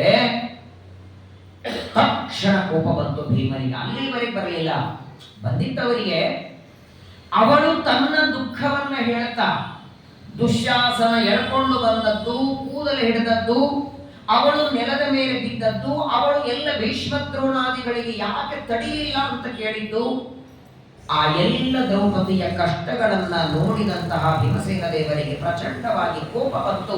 ತಕ್ಷಣದಲ್ಲಿ ಪಕ್ಕದಲ್ಲಿ ಕೂತ ಅಣ್ಣನಿಗೆ ಧರ್ಮರಾಜನಿಗೆ ಅಂತಾನೆ, ನನಗೆ ಬರುವ ಕೋಪದೊಳಗೆ ನೀನು ಎರಡೂ ಕೈಗಳು ಕತ್ತರಿಸಬೇಕಾಗುತ್ತದೆ ಅಂತ ಅಣ್ಣನಿಗೆ ಬೈತಾರೆ. ಇವತ್ತಿನವರೆಗೆ ಧರ್ಮರಾಜನಿಗೆ ಎದುರು ಮಾತಾಡಿರಲಿಲ್ಲ ಭೀಮಸೇನ ದೇವರು. ಇವತ್ತಿನವರೆಗೆ ಒಂದು ಮಾತು ಆಡಿದವರಲ್ಲ. ಆದರೆ ಇವತ್ತು ಭೀಮಸೇನ ದೇವರು ಹೇಳ್ತಾರೆ, ಇವತ್ತು ನಾನು ಯುವರಾಜನಾಗಿ ನಿನ್ನ ಎರಡೂ ಕೈಗಳನ್ನ ಕತ್ತರಿಸಿ ಒಗಿಬೇಕು ಅಂತ ಸಿಟ್ಟು ಬರ್ತದೆ. ಯಾಕೆ? ದ್ರೌಪದಿಯನ್ನ ಜೂಜಾಟದಲ್ಲಿ ಪಣಕ್ಕೆ ಇಟ್ಟು ಸೋತಿದ್ದೀನಿ, ನಿನ್ನನ್ನು ಅಣ್ಣ ಅಂತ ಹೇಳ್ಕೊಳ್ಳಿಕ್ ನಾಚಿಕೆ ಆಗತ್ತೆ ಅಂತ. ಪ್ರಾಯ ಇಷ್ಟು ಕೋಪ ಧರ್ಮರಾಜನ ಮೇಲೆ ಭೀಮಸೇನ ಮಾಡ್ಕೊಂಡದ್ದು ಎಂದೂ ಇಲ್ಲ. ಯಾವಾಗ ಭೀಮಸೇನ ದೇವರು ಅಣ್ಣನಾದ ಧರ್ಮರಾಜನನ್ನ ಬೈತಾರೆ, ಪಕ್ಕದಲ್ಲಿ ಕೂತ ಅರ್ಜುನ ಅಂತಾನೆ, ಅಣ್ಣ ಏನ್ ಮಾತಾಡ್ತಿದ್ದಿ ಎಂದ. ನನಗೂ ನಿನಗೂ ಇಬ್ಬರಿಗೂ ಹಿರಿಯಣ್ಣ ಅವರು, ನಮ್ಮೆಲ್ಲರಿಗೂ ಅಣ್ಣ. ಅವ್ರು ಏನೇ ಮಾಡಿದ್ರು ಇವತ್ತಿನವರೆಗೆ ನಾವೆಲ್ಲ ಅನುಕರಣೆ ಮಾಡ್ತಾ ಬಂದಿದ್ದೇವೆ. ಭೀಮಸೇನ ದೇವರಂತ ಅದೇ ನಾವೆಲ್ಲ ಮಾಡಿದ ತಪ್ಪು ಅಂತಾರೆ. ಇವರು ಏನು ಮಾಡಿದ್ರು ಪ್ರತಿಯಾಗಿ ಮಾತಾಡದೆ ಇರೋದೇ ದೊಡ್ಡ ತಪ್ಪು. ಇವರಿಗೆ ತಪ್ಪು ಅರ್ಥ ಆಗ್ತಿಲ್ಲ. ನೋಡ ಅರ್ಜುನ, ನೀನೇನಾದರೂ ಅಣ್ಣ ಧರ್ಮರಾಜನ ಪರವಾಗಿ ಮಾತಾಡಿದ್ರೆ ನಿನ್ನ ಕೈಗಳನ್ನು ಕತ್ತರಿಸಿ ಹಾಕ್ತೇನೆ. ದ್ರೌಪದಿಯ ಅವಮಾನದಿಂದ ಎಷ್ಟು ಕೋಪ ಭೀಮಸೇನ ದೇವರಿಗೆ ಬಂದಿದೆ.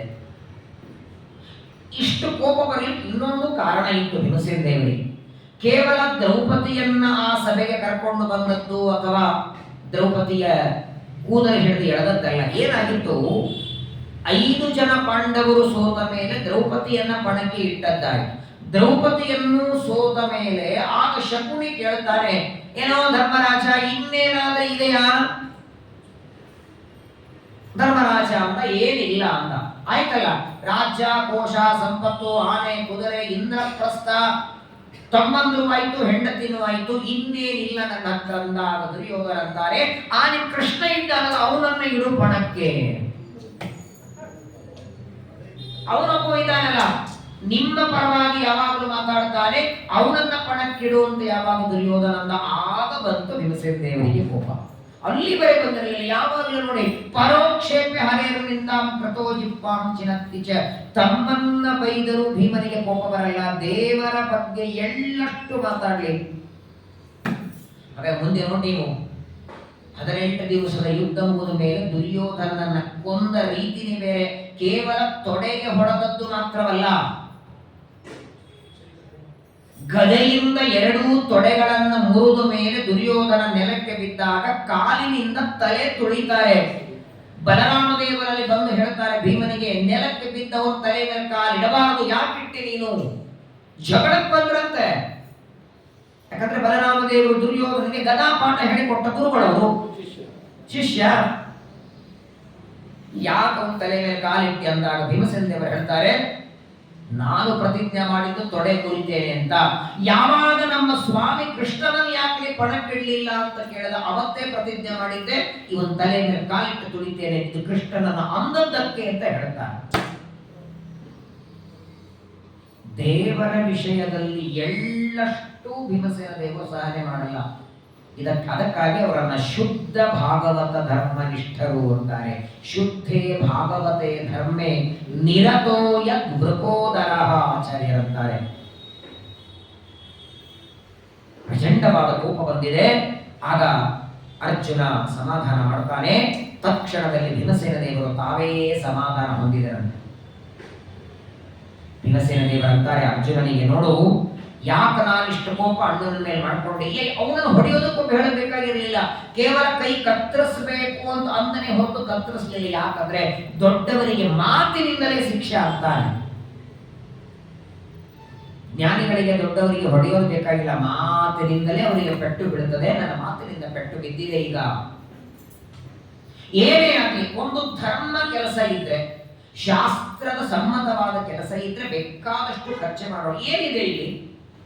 ಅತ್ಯಂತ ಅಧರ್ಮದ ಕೆಲಸ ಜೂಜಾಟ, ಅದರಲ್ಲಿಯೂ ಮೋಸದಿಂದ ಜೂಜಾಟ, ಅದರೊಳಗೆ ಎಲ್ಲದೂ ಪಣಕ್ಕಿಟ್ಟು ಸೋತಾನಲ್ಲ ನಮ್ಮಣ್ಣ. ಇರಲಿ, ರಾಜ್ಯ ಸಂಪತ್ತು ಇಟ್ಟ ಸೋತ ಬೇರೆ, ಸ್ವಂತ ಹೆಂಡತಿಯನ್ನು ಬಿಟ್ಟು ಸೋತಾನಲ್ಲ. ಹೆಂಡತಿಯನ್ನು ಇಡುವಾಗ ಒಂದು ನಿಮಿಷ ವಿಚಾರ ಮಾಡಬೇಕಾಗಿತ್ತು. ಇತ್ಯುಕ್ತ ಊಚೆ ಪವಮಾನ ಸೂನು ಪೂಜ್ಯೋಸ್ಮಾಕಂ ಧರ್ಮಜೋ ಸಂಶಯೇನ. ಗಾಬರಿಯಾಗಿದ್ದಾರೆ. ಇಡೀ ಸಭೆಯೆಲ್ಲ ಗಾಬರಿ. ಅಲ್ಲಿವರೆಗೆ ಶಾಂತವಾಗಿ ಕೂತಿದ್ರು. ಭೀಮಸೇನ ದೇವರ ಪ್ರಚಂಡವಾದ ಧ್ವನಿ ಬಂತು. ಭೀಮನ ಗರ್ಜನೆಯಾದ್ರೆ ಇಡೀ ಸಭೆ ನಡೆಯುತ್ತಿದೆ. ಭೀಷ್ಮ ದ್ರೋಣರೆಲ್ಲ ಗಾಬರಿಯಾಗಿದ್ದಾರೆ. ಅವ್ರು ಓದರೋದೇ ಹಾಗಂತೆ. ಭೀಮಸೇನ ದೇವರ ಗರ್ಜನೆ ಆಗಿದೆ. ಭೀಷ್ಮ ದ್ರೋಣರಂತಾರೆ, ಮುಂದೇನಿಗಾಗೋದು ಅಂದ್ರೆ ಅವರು ಭೀಮನಿಗೆ ಕೋಪ ಬಂತು ಅಂದ್ರೆ ಪ್ರಳಯನೇ ಅದು. ಅವನು ಶಾಂತಿರೋವರೆಗೆಲ್ಲ ಕೆಲಸವಾಗ್ತದೆ.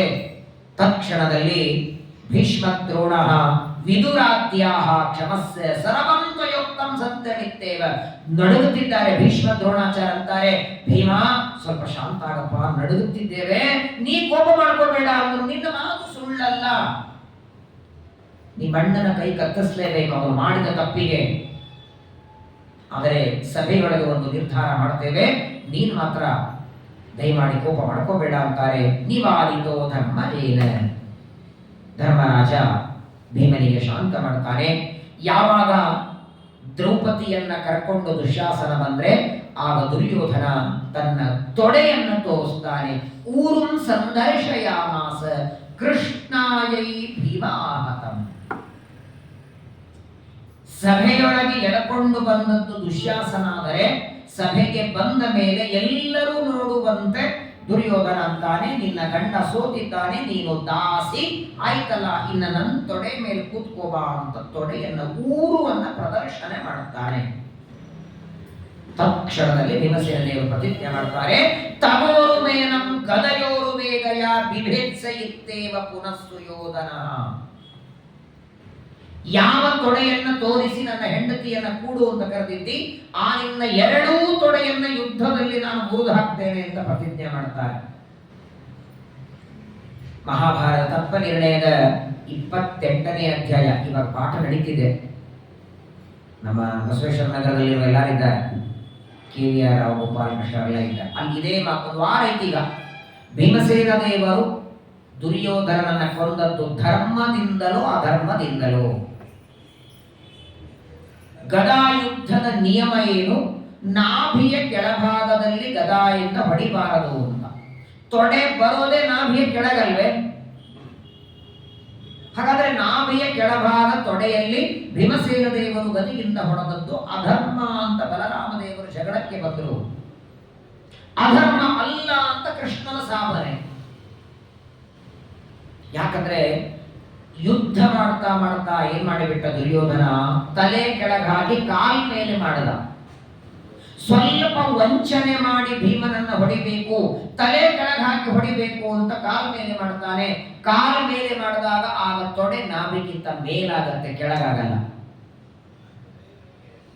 ಆಗ ಭೀಮಸೇನ ದೇವರು ಹೊಡೆದದ್ದವನ್ನ ವಂಚನೆ ಮಾಡೋದಕ್ಕೆ ತಲೆ ಕೆಳಗಾಗಿ ಕಾಲ ಮೇಲೆ ಮಾಡಿದಾಗ ಭೀಮ ಹೊಡಿತಾರೆ. ಎಷ್ಟು ವಿಚಾರ ಕೊಡ್ತಾರೆ ಆಚಾರ್ಯರು. ಎರಡು ತೊಡೆಗಳನ್ನು ಮುರಿತೇನೆ ಅಂತ ಪ್ರತಿಜ್ಞೆಯನ್ನ ಮಾಡ್ತಾರೆ. ದ್ಯೂತೆ ಕೃಷ್ಣಂ ಸ್ಥಾಪಯಧ್ವಂ ಪಣಾಯ. ಕೃಷ್ಣನಿಗೆ ಪಣದಲ್ಲಿ ಇಡ್ಲಿಲ್ಲ ಅನ್ನೋದಕ್ಕೆ ತುಳಿದು ಹಾಕ್ತೇನೆ, ದ್ರೌಪದಿಗೆ ತೊಡೆ ತೋರಿಸಿದ್ದಕ್ಕೆ ನಿನ್ನ ತೊಡೆಯನ್ನು ಮುರಿತೇನೆ ಅಂತ ತಕ್ಷಣದಲ್ಲಿ ಪ್ರತಿಜ್ಞೆಯನ್ನ ಮಾಡ್ತಾರೆ. ಎಲ್ಲರೂ ನೋಡ್ತಾರೆ. ಕೊನೆಗೆ ತಮ್ಮನಿಗೆ ಹೇಳದ, ಇವ್ರ ಮಾತೇ ಕೇಳ್ತಾ ಕೂತಿದ್ದೆ. ಎಲ್ಲ ಪಾಂಡವರಿಗಂತಾನೆ, ನೀವು ಸೋತಾದ ಮೇಲೆ ನಿಮ್ಮ ಮೈ ಮೇಲೆ ಇರುವ ಕವಚ ಕುಂಡಲ ಎತ್ತಿ ಕೆಳಗೆ ಬಿಚ್ಚಿಡ್ರಿ ಅಂತ. ಎಲ್ಲರೂ ತಮ್ಮ ತಮ್ಮ ತಲೆಯ ಮೇಲಿರುವ ಕಿರೀಟ, ಕೈಯಲ್ಲಿ ಹಾಕೊಂಡ ಆಭರಣಗಳು, ಎಲ್ಲ ಕವಚ ಕುಂಡಲಗಳು, ತಮ್ಮ ಮೈ ಮೇಲಿರುವ ಆಭರಣಗಳನ್ನೆಲ್ಲ ತೆಗೆದುಟ್ಟು ಎಲ್ಲರೂ ನಾರುಮಡಿಯನ್ನು ಉಟ್ಕೊಂಡಿದ್ದಾರೆ.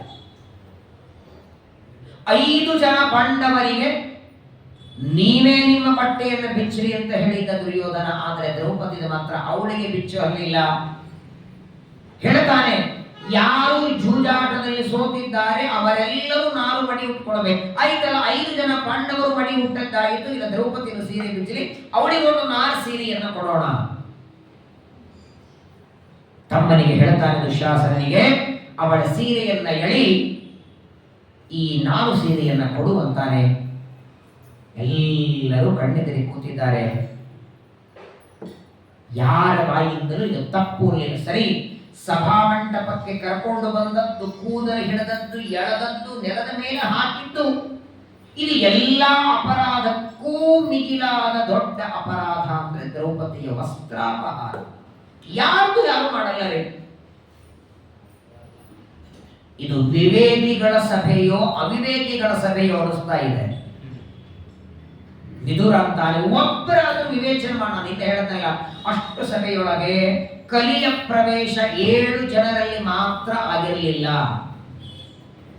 7 ಜನರನ್ನು ಬಿಟ್ಟರೆ ಎಲ್ಲರೊಳಗೆ ಕಲಿ ಪ್ರವೇಶ ಮಾಡಿಬಿಟ್ಟಿದ್ದ. ಹಾಗಾಗಿಯೇ ಕಣ್ಣೆದರಿಗೆ ಅಧರ್ಮ ನಡೀತಾ ಇದ್ರು ತಡೆಯೋ ಸಾಹಸ ಮಾತ್ರ ಯಾರು ಮಾಡಲಿಲ್ಲ. ದ್ರೌಪದಿಯ ಸೀರೆಯನ್ನ ಎಳಿತಾ ಇರುವಾಗ ಏನ್ ಮಾಡ್ತಾಳೆ ಹೇಳಿ ಪಾಪ.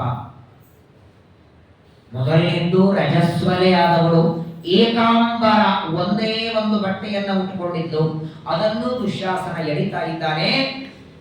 ಜ್ಞಾತಮ್ಮಯ ವಸಿಷ್ಠೇನ ಪುರಾಗೀತಂ ಮಹಾತ್ಮನ. ಸಾಮಾನ್ಯವಾಗಿ ಹೆಂಡತಿಗೆ ಯಾವ ಆಪತ್ತು ಬಂದ್ರೂ ಗಂಡ ರಕ್ಷಣೆ ಮಾಡಬೇಕು ಅಂತಿದೆ. ಗಂಡ ಅಲ್ಲ, ಗಂಡಂದ್ರು. ಮಹಾಪರಾಕ್ರಮಿಗಳು 5 ಜನ ಎದುರುಗಡೆ ಕೂತಿದ್ದಾರೆ. ಅವರೇನ್ರಿ ಇವ್ರು ರಕ್ಷಣೆ ಮಾಡ್ತಾರ? ಅವರೇ ತಮ್ಮ ಬಟ್ಟೆ ಬಿಚ್ಚಿ ಕೂತಿದ್ದಾರೆ.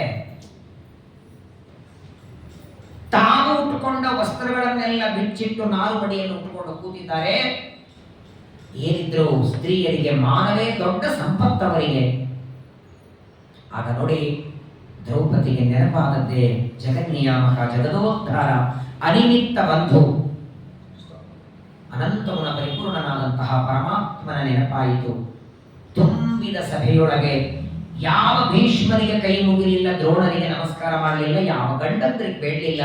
ಪರಮಾತ್ಮನನ್ನ ಪ್ರಾರ್ಥನೆ ಮಾಡ್ತಾಳೆ. ಶಂಖ ಚಕ್ರ ಗದಾ ಪಾಣೆ ದ್ವಾರಕಾ ನಿಲಯಾಚ್ಯುತ ಗೋವಿಂದ ಪುಂಡರೀಕಾಕ್ಷ ರಕ್ಷ ಮಾಂ ಶರಣಾಗತಾಂ. ಹೇ ಗೋವಿಂದ, ದ್ವಾರಕಾಧೀಶ ಅಂತಾರೆ.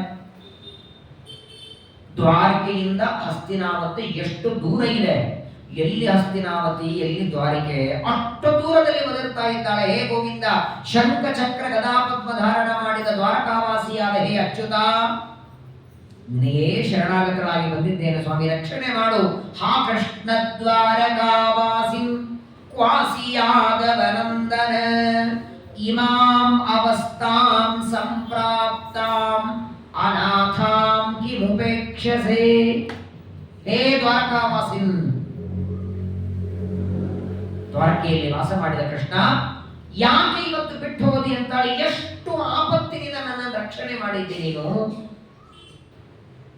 ನೂರಾರು ಸಾವಿರಾರು ಆಪತ್ತುಗಳಿಂದ ರಕ್ಷಣೆ ಮಾಡಿ ನಿನ್ನ ಭಕ್ತರಾದ ನನ್ನನ್ನ ಇವತ್ತು ದೊಡ್ಡ ಪರೀಕ್ಷೆಗೆ ನಾನು ಒಳಗಾಗಿದ್ದೇನೆ.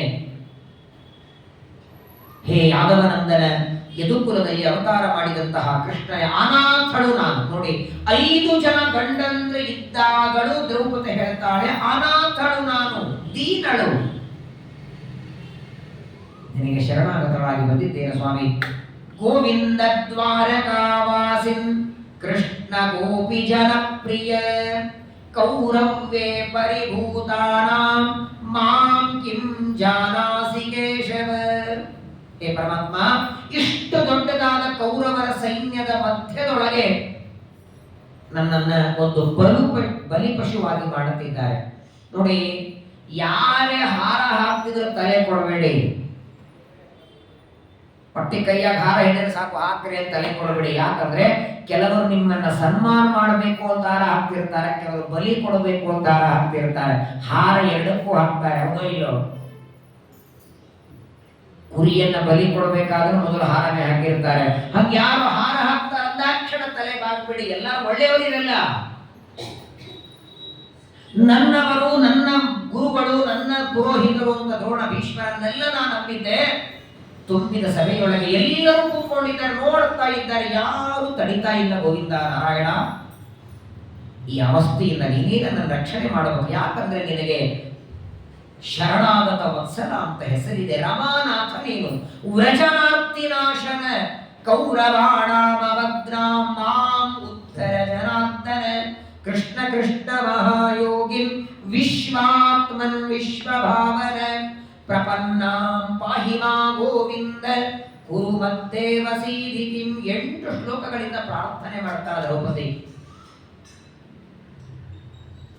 ಇಲ್ಲೇನೋ ಒಂದು ನಮಗೆ ಯಾರೋ ಬೈತಿದ್ದಾರೆ ಅಂದ್ರೆ ರಕ್ಷಣೆ ಮಾಡುವಂತ ಇಲ್ಲಿದ್ದವರನ್ನು ಕೂಗಬೇಕಲ್ವೇ? ಬಸವೇಶ್ವರ ನಗರ ಮಾತೃ ಸಂಘದಲ್ಲಿ ಯಾರೋ ಬೈತಿದ್ದಾರೆ ಅಥವಾ ಯಾರೋ ಪಂಚೆ ಎಡಿತಿದ್ರೆ ಹೊಸಕೆರೆಹಳ್ಳಿಯಿಂದವ್ರಿಗೆ ಕರೆದ್ರೆ ಯಾರು ಬರ್ತಾರೆ ಅಷ್ಟು ದೂರ? ಎಲ್ಲಿಂದ ಎಲ್ಲಿ? ಸಭಾ ಮಧ್ಯದೊಳಗೆ ದ್ರೌಪದಿಯ ವಸ್ತ್ರಾಪಹಾರ ನಡೆದಾಗ ಪ್ರಾರ್ಥನೆ ಮಾಡ್ತಾಳೆ. ಇತ್ಯನುಸ್ಮೃತ್ಯ ಕೃಷ್ಣ ಸಾ ಹರಿಂ ತ್ರಿಭುವನೇಶ್ವರಂ ಪ್ರಾದುದ ದುಃಖಿತ ರಾಜನ್ ಮುಖಮಾಚ್ಛಾದ್ಯ ಭಾಮಿನಿ. ಜನ್ಮೇಜಯನಿಗೆ ಹೇಳ್ತಾರೆ ವೈಶಂಪಾಯನರು, ಯಾವಾಗ ದ್ರೌಪದಿ ಆರ್ತಳಾಗಿ ಪ್ರಾರ್ಥನೆ ಮಾಡಿದ್ದು ಮರುಕ್ಷಣದಲ್ಲಿ ಬಟ್ಟೆ ಬಂತ. ಕ್ಷಣನೂ ತಡ ಮಾಡಲಿಲ್ಲ ದೇವರು. ವಾಸ್ತವಿಕವಾಗಿ ಬಟ್ಟೆ ಬಂತು ಅಲ್ಲ, ಬಟ್ಟೆಗಳು ಬಂತು. ಏಕಕಾಲಕ್ಕೆ 100 ಸೀರೆಗಳನ್ನ ಹಾಕದ ಅಂತ ದೇವರು. ಏನು ವಿಚಿತ್ರ ನೋಡಿ. ಒಂದು ಪಂಚೆನೋ ಒಂದು ಬಟ್ಟೆನೋ ಚೆನ್ನಾಗಿ ಮುದ್ದೆ ಮಾಡಿ ಇಲ್ಲಿಂದ ಬೀಸಿದೆ. ಹಾಗೆ ಬೀಸಿದ್ರೆ ಈ ಕಟ್ಟೆನೂ ದಾಟಲ್ಲ. ಸ್ವಲ್ಪ ಮುದ್ದೆ ಮಾಡಿದ್ರೆ ಹೋಗಬಹುದೇನೋ. ಹಾಗಾದ್ರೆ ಸೀರೆಯನ್ನು ಹೀಗೆ ಮುದ್ದೆ ಮಾಡಿ ಎಸದ್ನೋ ಹಾಗೆ ಎಸದ್ನೋ ಕೃಷ್ಣ. ಹಾಗಾದ್ರೆ ಒಂದು ಬಟ್ಟೆಯನ್ನು ನೀವು ಹೀಗೆ ಎಸದ್ ನೋಡಿ ಎಲ್ಲಿವರೆಗೆ ಹೋಗ್ಬಹುದು? ಎಲ್ಲಿ ದ್ವಾರಕಾ ಪಟ್ಟಣ? ದ್ವಾರಕೆಯಿಂದ ಹಸ್ತಿನಾವತಿಗೆ ಬರುವಾಗ ದಾರಿಯೊಳಗೆ ಯಾವುದೋ ಗಿಡಕ್ಕೆ ಸಿಕ್ಕಾಕೊಂಡು ಅಲ್ಲೇ ಇರಬಹುದಾಗಿತ್ತಲ್ಲ. ಯಾವುದೋ ಗಿಡಕ್ಕೆ ಯಾವುದೋ ಒಂದು ಕಂಬಕ್ಕೆ ಸಿಕ್ಕಾಕೊಂಡು ಅಲ್ಲೇ ಉಳಿಬೇಕಾಗಿತ್ತು ಸೀರೆ. ಅದು ಅಷ್ಟು ದೂರದಿಂದ ಬರಬೇಕು. ಹಸ್ತಿನಾವತಿಗೆ ಬಂದು ಯಾರ್ದೋ ಮನೆಗೆ ಹೋಗಲಿಲ್ಲ, ಸಭಾ ಮಂಟಪಕ್ಕೆ ಬಂತು. ಸಭೆಯೊಳಗೂ ಯಾರ ಹತ್ರ ಹೋಗಲಿಲ್ಲ, ದ್ರೌಪದಿ ಹತ್ರನೇ ಬರಬೇಕು ಅಂದ್ರೆ ಏನು ವ್ಯವಸ್ಥೆ ಸೀರೆದು ಹೇಳಿ. ನೀ ದಯಾಪರನೋ ನಿನ್ನವರ ಸಾಧನವೋ. ರಕ್ಷಣೆ ಮಾಡ್ಲಿಕ್ಕೆ ಅಂತ ದೇವರಿದ್ದ ಅಂದ್ರೆ ಎಂಥ ಆಪತ್ತಿನಲ್ಲೂ ರಕ್ಷಣೆ ಮಾಡ್ತಾನೆ. ಸೀರೆಯನ್ನು ಎಸ್ತಿದ್ದಾನೆ. ಯಾಜ್ಞಸೇನ ವಚ ಶ್ರುತ್ವಾ ಕೃಷ್ಣಾಂಗಂ ಪರಿತೋಭತ ಕೃಷ್ಣಂಚ ವಿಷ್ಣುಂಚ ಹರಿಂ ನರಂಚ ತ್ರಾಣಾಯ ವಿಶ್ರೋವತಿ ಯಾಜ್ಞಸೇನಿ. ಯಾವಾಗ ಪರಮಾತ್ಮ ಸೀರೆಯನ್ನು ಎಸ್ತಿದ್ದಾನೆ, ಆ ಸೀರೆ ದುಶ್ಯಾಸನ ಸೀರೆ ಎಳಿತಿದ್ದಾನೆ. ಈ ಸೀರೆ ಸುತ್ತಕೊಳ್ತಾ ಇದೆ. ದೇವರು ಹಾಕಿದ ಸೀರೆ ಸುತ್ತಕೊಳ್ತಾ ಇದೆ. ಅವಳ ಮರ್ಯಾದೆ ಮಾನ ಹೋಗದೇ ಇದ್ದ ರೀತಿಯೊಳಗೆ ಭಗವಂತ ರಕ್ಷಣೆ ಮಾಡಿದ್ದಾನೆ. ಈ ಸೀರೆಯನ್ನು ಎಳೆದ, ಯಾವ ಸೀರೆ ಸುತ್ತಕೊಂಡಿದೆ ಅದನ್ನು ಎಳಿತಾ ಇದ್ದಾನೆ ದುಶ್ಯಾಸನ. ಎಳಿತಾನೆ ಎಳಿತಾನೆ ಎಳಿತಾನೆ, ಕೊನೆನೇ ಸಿಗುತ್ತಿಲ್ಲ. ಎಷ್ಟಿರ್ಬೋದು ಹೇಳಿ? 6 ವಾರಿ 9 ವಾರಿ ಅಂತ ಹೇಳಿರ್ತಾವ ನೋಡಿ. ಈ 9 ವಾರಿ ಸೀರೆ ಅಂದ್ರೆ ಸ್ವಲ್ಪ ದೊಡ್ಡದಿರ್ತದೆ, ಗಜ್ಜೆ ಹಾಕೊಂಡು ಉಟ್ಕೊಂಡಿರ್ತಾರೆ.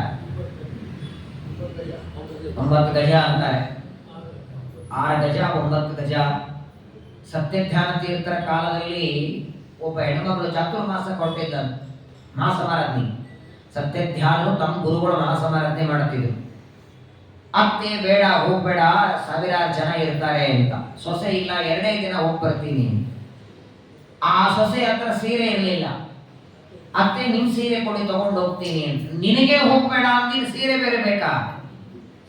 ಆ ತುಂಬಿ ಸಭೆಯೊಳಗೆ ಕಳ್ಕೊಂಡು ಬಂದ್ರೆ ಏನ್ ಮಾಡ್ತಿಲ್ಲ, ಕಳ್ಕೊಡಲ್ಲ, ದರ್ಶನ ಮಾಡ್ಕೊಂಡು ಬರ್ತೀನಿ. ಸರಿ ಅಂತ ಅತ್ತೆ ಎಲ್ಲ ಸೀರೆ ಕೊಟ್ಟಿನಿ. ಬಂದು ಸತ್ಯಧ್ಯಾನ ತೀರ್ಥರ ಮಾಡು ಮಹಾಸಮಾರಾಧನೆ, 1000 ಜನ ಸ್ನಾನ ಮಾಡಿ ಬೆಳಗ್ಗೆ ಸೀರೆ ಒಣ ಹಾಕಿದ್ದಾಳೆ.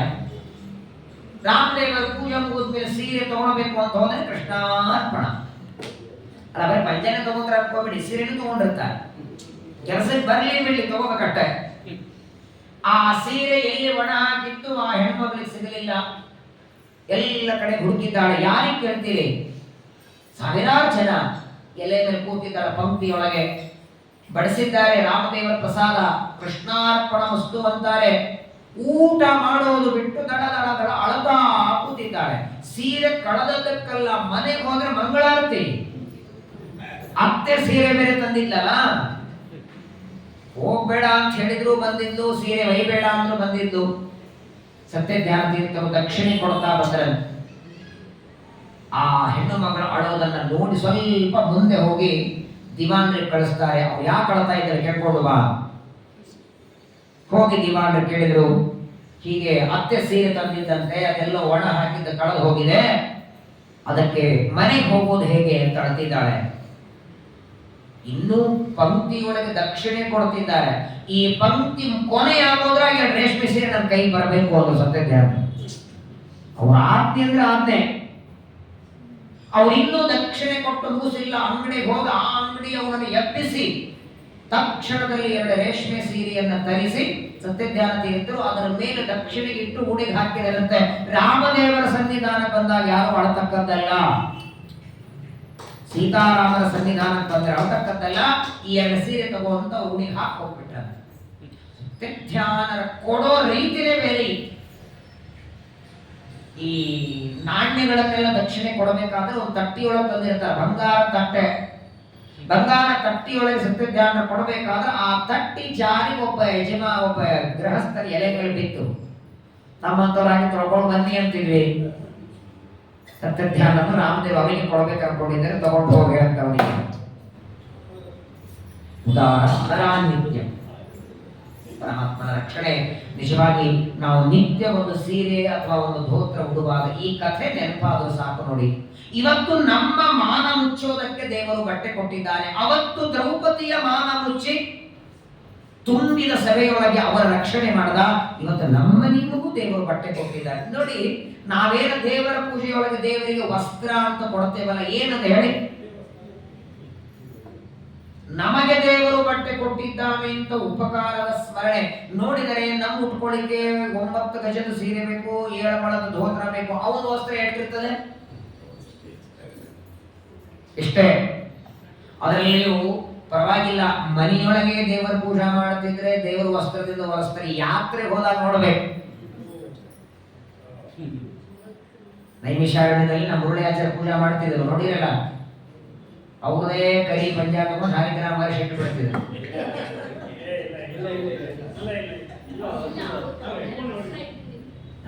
ಆ ವಸ್ತ್ರನೇ ಹೆಂಗಿತ್ತು, ಆ ವಸ್ತ್ರನೇ ಹೆಂಗಿತ್ತು. ಎಷ್ಟೋ ಕಡೆ ಯಾಕಂದ್ರೆ ನೋಡಿ, ಅಯ್ಯೋ ಆಚಾರ್ಯ ಅದೊಂದು ಕಲ್ಲು ನಾವು ಒಂದು ಕಲ್ಲು ಎರಡು ಒಂದೇ. ಕೆಲವರು ಹೇಳೋ ಮಾತು, ಶಾಲಿಗ್ರಾಮನು ಒಂದು ಕಲ್ಲು ನಾವು ಒಂದು ಕಲ್ಲು. ಎಷ್ಟು ಹೇಳ್ತಾರೆ ಶ್ರೀಮದಾಚಾರ್ಯ ವಸ್ತ್ರದ ಬಗ್ಗೆ, ಎಷ್ಟು ಹೇಳ್ತಾರೆ.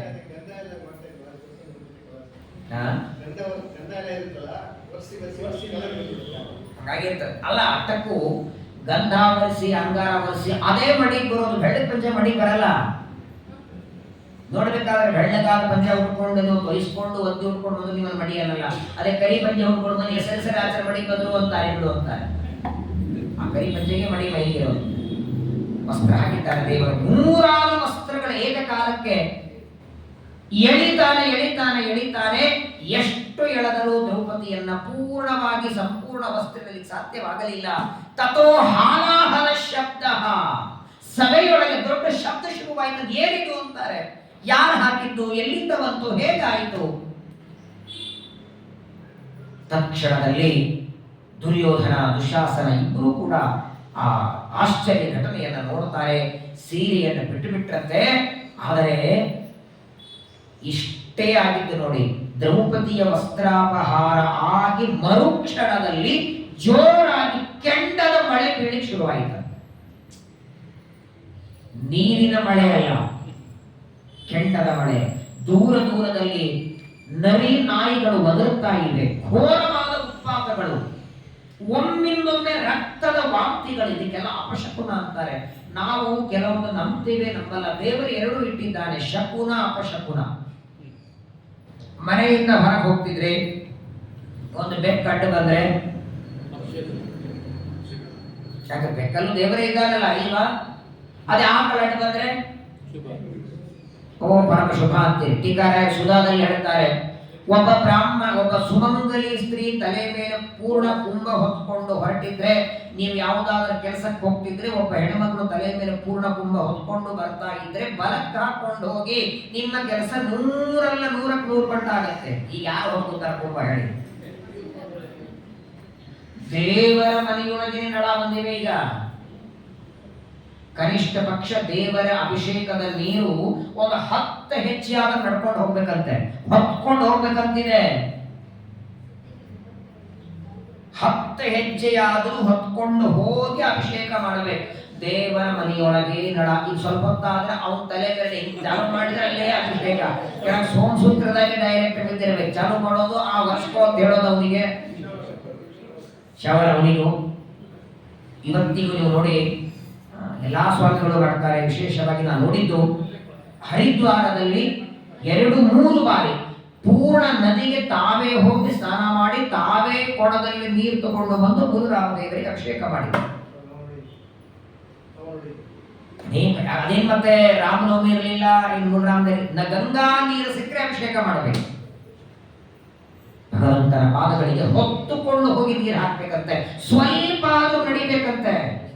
ಹಾಗಾಗಿ ಮನೆಯ ಅಂಗಳದಲ್ಲಿ ಬಾವಿ ಇದ್ದೆ, ಅಲ್ಲಿಂದ ನೀರು ತಂದು ಅಭಿಷೇಕ ಮಾಡಬೇಕು ದೇವರಿಗೆ. ಅಂಥದ್ರೊಳಗೆ ಅಪಶಕ್ರಗಳನ್ನು ದೇವರು ಇಟ್ಟಿದ್ದಾನೆ. ಏನ್ ಅಪಶಕ್ರಗಳು! ಜೋರಾಗಿ ಮಳೆ ಸಿಡಿಲು ಬೀಳ್ತಾ ಇದೆ, ಸಭೆಯಲ್ಲಿ ಕೂತವರೆಲ್ಲ ಗಾಬರಿಯಾಗಿ ಬಿಟ್ಟಿದ್ದಾರೆ, ಅಂಜುತ್ತಾ ಇದ್ದಾರೆ. ಆ ಜೋರಾಗಿ ಗುಡುಗು ಸಿಡಿಲು ನೋಡಿ ಧರ್ಮಾವಧಕ ಅಷ್ಟ ಗಾಬರಿಯಾದ, ಅಂಜುತ್ತಾ ಇದ್ದಾನೆ. ಪಕ್ಕದಲ್ಲಿದ್ದ ವಿದುರನಿಗೆ ಕೇಳ್ತಾನೆ, ಏನ್ ನಡೆದಿದೆ ಅಂತ. ವಿದುರ ಅಂತಾನೆ, ಇನ್ನೇನಾಗೋದು ಮತ್ತೆ ಹೇಳದೆ ನಿನಗೆ, ಮೊದಲೇ ನಾನು ನಿನಗೆ ಹೇಳಿದ್ದು ಈ ಜೂಜಾಟ ಬೇಡ. ಜೂಜಾಟ ಆಡೋದಲ್ಲದೆ ಒಬ್ಬ ಸುಮಂಗಲಿ ಸ್ತ್ರೀಯನ್ನ ನಿನ್ನ ಮಗ ದರದರ ಎಳ್ಕೊಂಡು ಬಂದಿದ್ದಾನೆ. ಆದರೆ ಏನಾಗುತ್ತೆ, ಇನ್ನು ಸ್ವಲ್ಪ ಕ್ಷಣದೊಳಗೆ ಇಡೀ ಹಸ್ತಿನಾವತಿ ಭಸ್ಮ ಆಗುತ್ತೆ ಅಂತ ನೋಡಬೇಕಾದ್ರೆ ಕೆಂಡದ ಮಳೆ ಬಿದ್ದು ಇಡೀ ಹಸ್ತಿನಾವತಿ ಭಸ್ಮ ಆಗಿ ಹೋಗ್ತದೆ. ಜೀವಂತ ನಾವೆಲ್ಲ ಹೆಣಾಗಿ ಹೋಗ್ತೇವೆ. ಹೆದರಿ ಬಿಟ್ಟಿದ್ದಾನೆ ಧೃತರಾಷ್ಟ್ರ. ಏನ್ ಮಾಡ್ಲಿ ಹೇಳಿ, ಏನ್ ಮಾಡ್ಲಿ ಹೇಳು, ನೀ ಹೋಗಿ ಮಾಡ್ಕೋಬೇಡ ಅಂತಾನೆ ವಿದುರನಿಗೆ. ಭಯ ಆಗ್ತಾ ಇದೆ ನನಗೆ, ಏನಾಗುತ್ತೋ ಏನಾಗುತ್ತೋ. ವಿದುರ ಅಂತಾನೆ, ನೋಡು ಈಗಲೇ ಅಪಶಕನಗಳು ಬಹಳ ಆಗ್ತಾ ಇವೆ, ತಕ್ಷಣದಲ್ಲಿ ದ್ರೌಪದಿಗೆ ಹೇಳು 2 ವರ ಕೊಡ್ತೇನೆ ಅಂತ ಹೇಳು, ಆಗ ನಿಲ್ತದೆ. ಧೃತರಾಷ್ಟ್ರ ಅಂತ ದ್ರೌಪದಿಗಮ್ಮ, ಏನಾದರೂ 2 ವರ ಬೇಡಿ ಕೊಡ್ತೇನೆ, ಮೊದಲು ಇದೆಲ್ಲ ನಿಲ್ಲಿ ಅಂತಾನೆ. ಇಷ್ಟು ಭಯಾನಕ ಅಪಶಕನಗಳಿಂದ ಹಸ್ತಿನಾವತಿಗೆ ದೊಡ್ಡ ಕಂಟಕ ಇದೆ. ಏನು ಬೇಡಿಕೆ ಕೊಡ್ತೇನೆ ಅಂದಾಗ ದ್ರೌಪದಿ ಅಂತಾಳೆ, ನನಗೆ 2 ವರ ಬೇಕು, ನೀನು ಬಹಳ ಬೇಡೋದು ಬೇಡ. ಮೊದಲನೇದ್ದು, ಏನೇನು ರಾಜ್ಯ ಸಂಪತ್ತು ಯಾವುದನ್ನ ನನ್ನ ಗಂಡ ಪಣಕ್ಕಿಟ್ಟು ಸೋತಿದ್ದಾನೆ ಅದೆಲ್ಲದರ ಸಹಿತವಾಗಿ ನನ್ನ ಗಂಡ ಧರ್ಮರಾಜ ದಾಸನಾಗಿ ಮುಕ್ತನಾಗಬೇಕು. ದಾಸ್ಯ ಅಂತ ನನಗೆ ನಿನ್ನ ಮಗ ಕರೀತಾನೆ, ಆ ದಾಸಭಾವದಿಂದ ನನ್ನ ಮಗ ಮುಕ್ತಾಗಬೇಕು, ಎಲ್ಲ ಸಂಪತ್ತು ಮರಳಿ ಬರಬೇಕು. 2ನೇ ವರ, ನನ್ನ ಉಳಿದ 4 ಜನ ಗಂಡಂದರು ದಾಸಭಾವದಿಂದ ಮುಕ್ತರಾಗಬೇಕು. 2 ವರಗಳನ್ನ ಬೇಡಿಕೊಳ್ಳುತ್ತಾಳೆ ಧೃತರಾಷ್ಟ್ರ. ಅಂತ ನಿನಗೋಸ್ಕರ ಏನು ಬೇಡಲ್ವಾ ಅಂದ. 2 ವರಗಳನ್ನ ಗಂಡಂದರಿಗಾಗಿ ಬೇಡದಲ್ಲ, ನಿನಗಾಗಿ ಏನು ಬೇಡೋದಿಲ್ಲ ಅಂದಾಗ ದ್ರೌಪದಿ ಹೇಳ್ತಾಳೆ, ನಾನು ಭಗವಂತನ ಸೊಸೆ, ದೇವರ ಹೊರತಾಗಿ ನಾನು ಬೇರೆಯವರ ಹತ್ರ ಕೈ ಚಾಚಲ್ಲ ಅಂತಾಳೆ. ನಾನು ಬೇಡಿದ ದೇವರಿಗೆ ಮಾತ್ರ. ಹಾಗಾಗಿಯೇ ನನ್ನ ಮಾನ ರಕ್ಷಣೆಗಾಗಿ ದೇವರನ್ನ ಕೂಗಿದ್ದು, ನಿಮ್ಮನ್ಯಾರನ್ನ ನಾನು ಕೂಗಲಿಲ್ಲ, ನಿಮ್ಮಿಂದ ವರದ ಅಪೇಕ್ಷೆನೂ ನನಗಿಲ್ಲ. ಆ ಉತ್ಪಾತಗಳನ್ನ ಅನಾಹುತಗಳನ್ನ ನೋಡಿ ಗಾಬರಿಯಾಗಿ ಬಿಟ್ಟಿದ್ದ. ತಕ್ಷಣದಲ್ಲಿ 2 ವರ ಕೊಟ್ಟ. ದುರ್ಯೋಧನಿಗೆ ಹೇಳ್ತಾನೆ, ಏನೇನು ಜೂಜಾಟದಲ್ಲಿ ಗೆದ್ದಿದ್ದೀರಿ ಎಲ್ಲ ಸಂಪತ್ತು ಕೊಟ್ಟುಬಿಡಿ, ಹೋಗ್ಲಿ ಮೊದಲು ಇಲ್ಲಿಂದ. ಮತ್ತೆ ಆನೆ ಕುದುರೆಗಳನ್ನ ಏನೇನು ಬಂಗಾರ ಇಟ್ಟಿದ್ದೋ ಅದನ್ನೆಲ್ಲ ಮರಳಿ ಪಡಿತಾರೆ. ಧೃತರಾಷ್ಟ್ರ ಹೇಳ್ತಾನೆ ಧರ್ಮರಾಜನಿಗೆ, ತಡ ಮಾಡಬೇಡ, ಎಲ್ಲಾ ಸಂಪತ್ತು ತಗೊಂಡು ಜಾಗ ಖಾಲಿ ಮಾಡು, ಬೇಗ ಇಂದ್ರಪ್ರಸ್ಥಕ್ಕೆ ಸೇರ್ಕೋ. ಅಲ್ಲಿಂದ ಕಳಿಸೋದಕ್ಕೂ ತಡ ಮಾಡಿರಲಿಲ್ಲ, ಇಲ್ಲಿಂದ ಕಳಿಸೋದಕ್ಕೂ ತಡ ಇಲ್ಲ. ಮತ್ತೆ ಎಲ್ಲ ಸಂಪತ್ತು ತಗೊಂಡು ಬಂದಿದ್ದಾರೆ. ಇನ್ನೂ ಪಾಂಡವರು ಇಂದ್ರಪ್ರಸ್ಥಕ್ಕೆ ಬಂದು ಹತ್ತಿದ್ದಾರೆ. ಅಷ್ಟೊತ್ತಿಗೆ ದುಶ್ಯಾಸನ ಬಂದು ತಂದೆಗೆ ಬೈತಾನೆ, ಏನ್ ಮಾಡಿದಿ ಅಂತಾನೆ. ಧೃತರಾಷ್ಟ್ರನಿಗೆ ಎಷ್ಟು ಉಪಾಯ ಮಾಡಿ ಪಾಂಡವರ ಸಂಪತ್ತೆಲ್ಲ ನಾವು ವಶ ಮಾಡ್ಕೊಂಡಿದ್ದೀವಿ, ಅದೇನೋ ಉತ್ಪಾತ ಆಯಿತು ಅಂತ ನೀನು ಹೆದರಿ ನಮ್ಮನ್ನೆಲ್ಲ ಹೆದರಿಸಿ ಇದೆಲ್ಲ ಕೊಟ್ಟು ಬಿಟ್ಟಿಯಲ್ಲ. ಬೈತಾನೆ ಧೃತರಾಷ್ಟ್ರ. ಚೆನ್ನಾಗಿ ಬದುಕಿದ್ರೆ ಇನ್ನಷ್ಟು ಸಂಪಾದನೆ ಮಾಡಬಹುದು, ಇವತ್ತೇ ಹೊಗೆ ಹಾಕೊಂಡು ಹೋದ್ರೆ ಬಿಟ್ಟುಬಿಡಿ, ಪಾಂಡವರ ಸಹವಾಸಕ್ಕೆ ಹೋಗಬೇಡಿ ಅಂತಾನೆ. ಇಲ್ಲ, ಇನ್ನೊಂದ್ಸಲನೇ ಅವರಿಗೆ ಕರಿಬೇಕು ಅಂತಾನೆ. ಮತ್ತೆ ನೀನೇ ಕರೆಸಬೇಕು. ಈಗ ಯಾವ ಸಂಪತ್ತನ್ನ ನೀನೇ ಅವರಿಗೆ ಮರಳಿ ಕೊಟ್ಟಿದ್ದು, 2ನೇ ಜೂಜಾಟಕ್ಕೆ ನೀನೇ ಕರಿಬೇಕು, ಹಾಗೆ ಮಾಡುವಂತಾನೆ ದುಶ್ಯಾಸನ. ದುಶ್ಯಾಸನ ಹೇಳ್ತಾನೆ, ದುಶ್ಯಾಸನ ಆಗ್ರಹ ಮಾಡ್ತಾನೆ. ಆನಂತರ ದುರ್ಯೋಧನ ಬಂದ ಹೌದು ಅಂತಾನೆ. 2ನೇ ಬಾರಿ ಮತ್ತೆ ಪುತ್ರ ವ್ಯಾಮೋಹದಿಂದ ಆಗ ವಿದುರನನ್ನು ಕಳಿಸಲಿಲ್ಲ. ಮೊದಲನೇ ಸಲ ವಿದುರನನ್ನು ಕಳಿಸಿಬಿಟ್ಟಿದ್ದ, 2ನೇ ಸಲ ತನ್ನ ಸೂತನನ್ನ ಕಳಿಸ್ತಾನೆ. 2ನೇ ಬಾರಿ. ಆದ್ರೆ 2ನೇ ಬಾರಿ ಜೂಜಾಟದಲ್ಲಿ ಸರ್ವತಾ ಹಣಕಾಸು, ಹೆಂಡತಿ ಮಕ್ಕಳು, ಅಣ್ಣ ತಮ್ಮಂದಿರಿಲ್ಲ. ಯಾರು ಸೋಲ್ತಾರೆ 12 ವರ್ಷ ವನವಾಸ, 1 ವರ್ಷ ಅಜ್ಞಾತವಾಸ. ಅದು ನನ್ನ ಮಕ್ಕಳು ಸೋತ್ರೆ ಅವ್ರು ಹೋಗ್ಲಿ, ಅವ್ರು ಸೋತ್ರೆ ಅವ್ರು ಹೋಗ್ಲಿ. ಯಾಕಂದ್ರೆ 12 ವರ್ಷ ವನವಾಸಕ್ಕೆ ಹೋಗಿ 1 ವರ್ಷ ಅಜ್ಞಾತವಾಸ. ಈ ಅಜ್ಞಾತವಾಸ ಅಂದ್ರೆ ಬಹಳ ದೂರ ಹೋಗೋ ಹಾಗಿಲ್ಲ, ನಮ್ಮ ಪರಿಚಯ ಇರುವ ಊರಲ್ಲೇ ಇರಬೇಕು, ನಮಗೆ ಪರಿಚಯ ಇರುವ ರಾಜ್ಯದಲ್ಲಿ ಇರಬೇಕು. ಆದ್ರೂ ಗೊತ್ತಾಗದೆ ಇದ್ದಂಗೆ ಅಕಸ್ಮಾತ್ ಗೊತ್ತಾದ್ರೆ ಏನಾಗುತ್ತೆ ಹೇಳಿ? ಹೀಗೆ ಪದೇ ಪದೇ 12 ವರ್ಷ ಅಂತ ಕಳಿಸಿದ್ರೆ ಕೊನೆಗೆ ಒಂದಿನ ಅಡವಿಗಳಿಗೆ ಕೊಟ್ಟ ಕದ ಬಿಡ್ತಾರೆ, ನಾವು ಆರಾಮವಾಗಿ ರಾಜರಾಗಿರಬಹುದು. ಮತ್ತೆ ಒತ್ತಾಯದಿಂದ 2ನೇ ಬಾರಿ ಕರೆಸ್ತಾರೆ. ಮತ್ತೆ ಹೊರಟ ಅಂತೆ ಭೀಮಸೇನ ದೇವರಂತಾರೆ, ಇಷ್ಟ ಆಗಿ ಸಾಲಿನ ಅಂತಾರೆ. ಎಲ್ಲಾ ಕಳ್ಕೊಂಡಾಯ್ತು, ಇಟ್ಟದ್ದಾಯ್ತು. ದ್ರೌಪದಿಯ ಸ್ವಂತ ಹೆಂಡತಿಯನ್ನ ಒಬ್ಬ ದುಷ್ಟರ ಕೂದಲು ಹಿಡಿದು ಎಳಿತಾನೆ. ಏನು ಮಾಡ್ಲಿಕ್ಕಾಗಿರೋ ಸ್ಥಿತಿಯಲ್ಲಿ ಕೂರಿಸಿದ್ದೆ ನಮ್ಮನ್ನ. 18ನೇ ದಿವಸದ ಯುದ್ಧ ಅಲ್ಲ, ಅವತ್ತೇ ಅವರಿಬ್ಬರ ನಾನು ಕೊಲ್ಲೋದು ವಿಚಾರದಲ್ಲಿದ್ದೆ. ದುರ್ಯೋಧನ ದುಶ್ಯಾಸನ, ನಿನ್ನ ಮಾತು ಕೇಳಿ ನಾನು ಬಿಟ್ಟೆ, ಆದ್ರೂ ಇವತ್ತು ನಡೆಯುತ್ತೆಲ್ಲ. ಧರ್ಮರಾಜ ಹೇಳ್ತಾನೆ, ಒಂದ ಯುದ್ಧಕ್ಕೆ ಕರೆದರೆ, ಒಂದು ಜೂಜಾಟಕ್ಕೆ ಕರೆದರೆ ನಾನು ಇಲ್ಲರಲ್ಲ, ಪಾರಣಕ್ಕೆ ಕರೆದ್ರೆ ಸಂಘಕ್ಕೆ ಬರ್ತೀನೋ ಇಲ್ಲ ಹೇಳ್ತೀನವಲ್ಲ ಅಂತ ಹೇಳ್ಬೋದು ನಾನು. ಊಟಕ್ಕೆ ಕರೆದ್ರೆ 10 ಸಲ ವಿಚಾರ ಮಾಡ್ತೀನಿ, ಜೂಜಾಟಕ್ಕೆ ವಿಚಾರ ಮಾಡೋದಿಲ್ಲ ಅಂತ 2ನೇ ಬಾರಿ ಮತ್ತೆ ಜೂಜಾಟಕ್ಕೆ ಹೊರಡ್ತಾರೆ. 2ನೇ ಜೂಜಾಟದಲ್ಲಿ ಯಾವಾಗ ಸೋಲ್ತಾರೆ, ಆಗ 12 ವರ್ಷ ವನವಾಸ, 1 ವರ್ಷ ಅಜ್ಞಾತವಾಸ. ಈ ವನವಾಸವೇ ಮಹಾಭಾರತದ 3ನೇ ಪರ್ವ. ವನ ಪರ್ವ, ಆದಿ ಪರ್ವ, ಸಭಾ ಪರ್ವ, ವನ ಪರ್ವ. ನಾಳೆಗೆ 1 ದಿನ ಇದೆ. ನಾಳೆಗೆ ವನ ಪರ್ವ ಪ್ರಾರಂಭ ಮಾಡೋಣ. ಮುಂದಿನ ತಿಂಗಳು ಆ ಸಂದರ್ಭದಲ್ಲಿ ವನಪರ್ವ. ಅದ್ಭುತ. ನಿಮಗೆ ಅನಿಸ್ತದೆ ವನಪರ್ವದಲ್ಲಿ ಕಥೆ ಬರ್ತದೆ ಅಂತ. ಪಾಂಡವರು ಬಾಳಾದ್ರೆ ವನದಲ್ಲಿ ಇದ್ರು, ಇಷ್ಟೇ ತಾನೆ. 12 ವರ್ಷ ವನದಲ್ಲಿ ಪಾಂಡವರಿದ್ದಷ್ಟಿಷ್ಟೇ ಅನುಭವ. ನೀವು ವನಪರ್ವದಲ್ಲಿ ಬರದೇ ಇದ್ದ ವಿಚಾರ, ಈ ಯಕ್ಷ ಪ್ರಶ್ನೆ ಬರೋದಿಲ್ಲೇನೆ. ಯಕ್ಷ ಪ್ರಶ್ನೆ ಬರೋದು, ನಳ ದಮಯಂತಿಯರ ಕಥೆ ಬರೋದು. ಅಷ್ಟೇ ಯಾಕೆ, ಏಕಾಂತದಲ್ಲಿ ಭೀಮಸೇನ ದೇವರ ಉಪದೇಶ ಇಲ್ಲೇ ಬರ್ತದೆ. ಇದೇ ವನವಾಸದಲ್ಲಿದ್ದಾಗಲೇನೆ ಧರ್ಮರಾಜ ಭೀಮನಿಗೆ ಕೇಳ್ತಾನೆ, ಜೀವನಿಗೆ ಸ್ವಾತಂತ್ರ್ಯ ಉಂಟಾ? ದತ್ತ ಸ್ವಾತಂತ್ರ್ಯ ಅಂದ್ರೇನು? ಜೀವನಿಗೆ ಕರ್ತೃತ್ವ ಉಂಟಾ?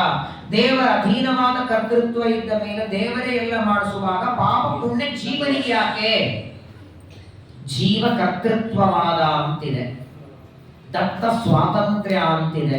ಪ್ರಯತ್ನ ಯಾಕಬೇಕು? ಎಲ್ಲವೂ ದೇವರು ಮಾಡುವಾಗ ನಾವ್ಯಾಕೆ ಪ್ರಯತ್ನ ಮಾಡಬೇಕು ಅಂತ ಧರ್ಮರಾಜ. ಅದ್ಭುತ. ಅಂದ್ರೆ ಸುಮ್ಮನೇನು 12 ವರ್ಷ ವನವಾಸದಲ್ಲಿ ಊಟ ಗೀಟ ಮಾಡ್ಕೊಂಡು ತಿರುಗಾಡಿದ್ದೆಲ್ಲ. ಪ್ರಾರಂಭದ ವನವಾಸದಲ್ಲಿ ಅಣ್ಣನಾದ ಧರ್ಮರಾಜನಿಗೆ ಭೀಮಸೇನ ದೇವರು ಉಪದೇಶ ಮಾಡಿದ್ದು. ಅದೇ ವನಪರ್ವದಲ್ಲೇ ಮುಂದೆ ಯಕ್ಷ ಪ್ರಶ್ನೆ, ಅನೇಕ ವಿಚಾರಗಳು. ಸುಮಾರು ಇಂಥದ್ದೊಂದು 4-5 ವಾಲ್ಯೂಮ್ ಇದೆ ವನಪರ್ವ.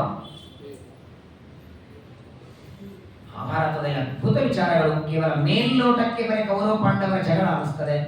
ವನಪರ್ವ ನಾಳೆಗೆ ಆರಂಭ ಮಾಡೋಣ. ಮುಂದಿನ ವಾರ ಸಾಧ್ಯವಾದಷ್ಟು ವನಪರ್ವದಲ್ಲಿ ಬಹಳ ಹೇಳಿಕ್ಕಾಗೋದಿಲ್ಲ, ಕೆಲವು ಮುಖ್ಯ ವಿಚಾರಗಳು. ಯಕ್ಷ ಪ್ರಶ್ನೆ ನೀವೆಲ್ಲ ಕೇಳಲೇಬೇಕು. ಯಕ್ಷ ಅಂದ್ರೆ ಯಾವ ಮೊದಲು, ಅವನು ಯಾಕೆ ಪ್ರಶ್ನೆ ಕೇಳೋದಂತ, ಆ ಪ್ರಶ್ನೆಗಳ ಎಷ್ಟು ಮಾರುಕಟ್ಟೆ ಇದೆ. ಸುಮಾರು 108 ಪ್ರಶ್ನೆ ಇದೆ ಯಕ್ಷ ಕೇಳಿದ್ದು. ಧರ್ಮರಾಜ ಉತ್ತರ ಕೊಡ್ತಾನೆ. ಅದರಲ್ಲಿಯ ಕೆಲವು ಭಾಗಗಳನ್ನ ತಿಳಿಯೋಣ. ನಾಳೆಗೆ ಈ ತಿಂಗಳಿನ ಪ್ರವಚನದ ಮಂಗಲ ಮಹೋತ್ಸವ ಅರ್ಥಾತ್ ಸಭಾ ಪರ್ವ ಮುಗಿದು ವನಪರ್ವದ ಪ್ರಾರಂಭ ನಾಳೆ ಆಗುತ್ತೆ.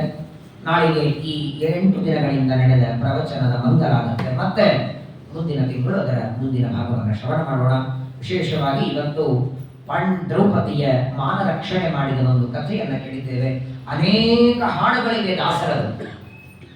ದ್ರೌಪದಿಯ ಮಾನ ರಕ್ಷಣೆ ಅಂತೇನೆ ಅನೇಕ ಹಾಡುಗಳನ್ನ ದಾಸರು ಬರೆದಿದ್ದಾರೆ. ನಮ್ಮನ್ನು ಬರೀ ದ್ರೌಪದಿಯನ್ನು ಮಾತ್ರವಲ್ಲ, ನಮ್ಮ ನಿಮ್ಮನ್ನು 100 ಆಪತ್ತುಗಳಿಂದ ರಕ್ಷಣೆ ಮಾಡಿದ್ದಾನೆ, ಈಗ ಮಾಡುತ್ತಿದ್ದಾನೆ, ಮುಂದೆ ಮಾಡುತ್ತಿದ್ದಾನೆ. ಭೂತ ಭವಿಷ್ಯ ವರ್ತಮಾನ, ಹಿಂದೆ ಅನೇಕ ಆಪತ್ತುಗಳಿಂದ ರಕ್ಷಣೆ ಮಾಡಿದ್ದಾನೆ, ಈಗ ಮಾಡುತ್ತಿದ್ದಾನೆ, ಮುಂದೆನೂ ಮಾಡುತ್ತಾನೆ. ಆ ಚಿಂತನ ಬಂದರೆ ಸಾಕು, ನಮ್ಮನ್ನು ದೇವರು ಉದ್ಧಾರ ಮಾಡ್ತಾನೆ.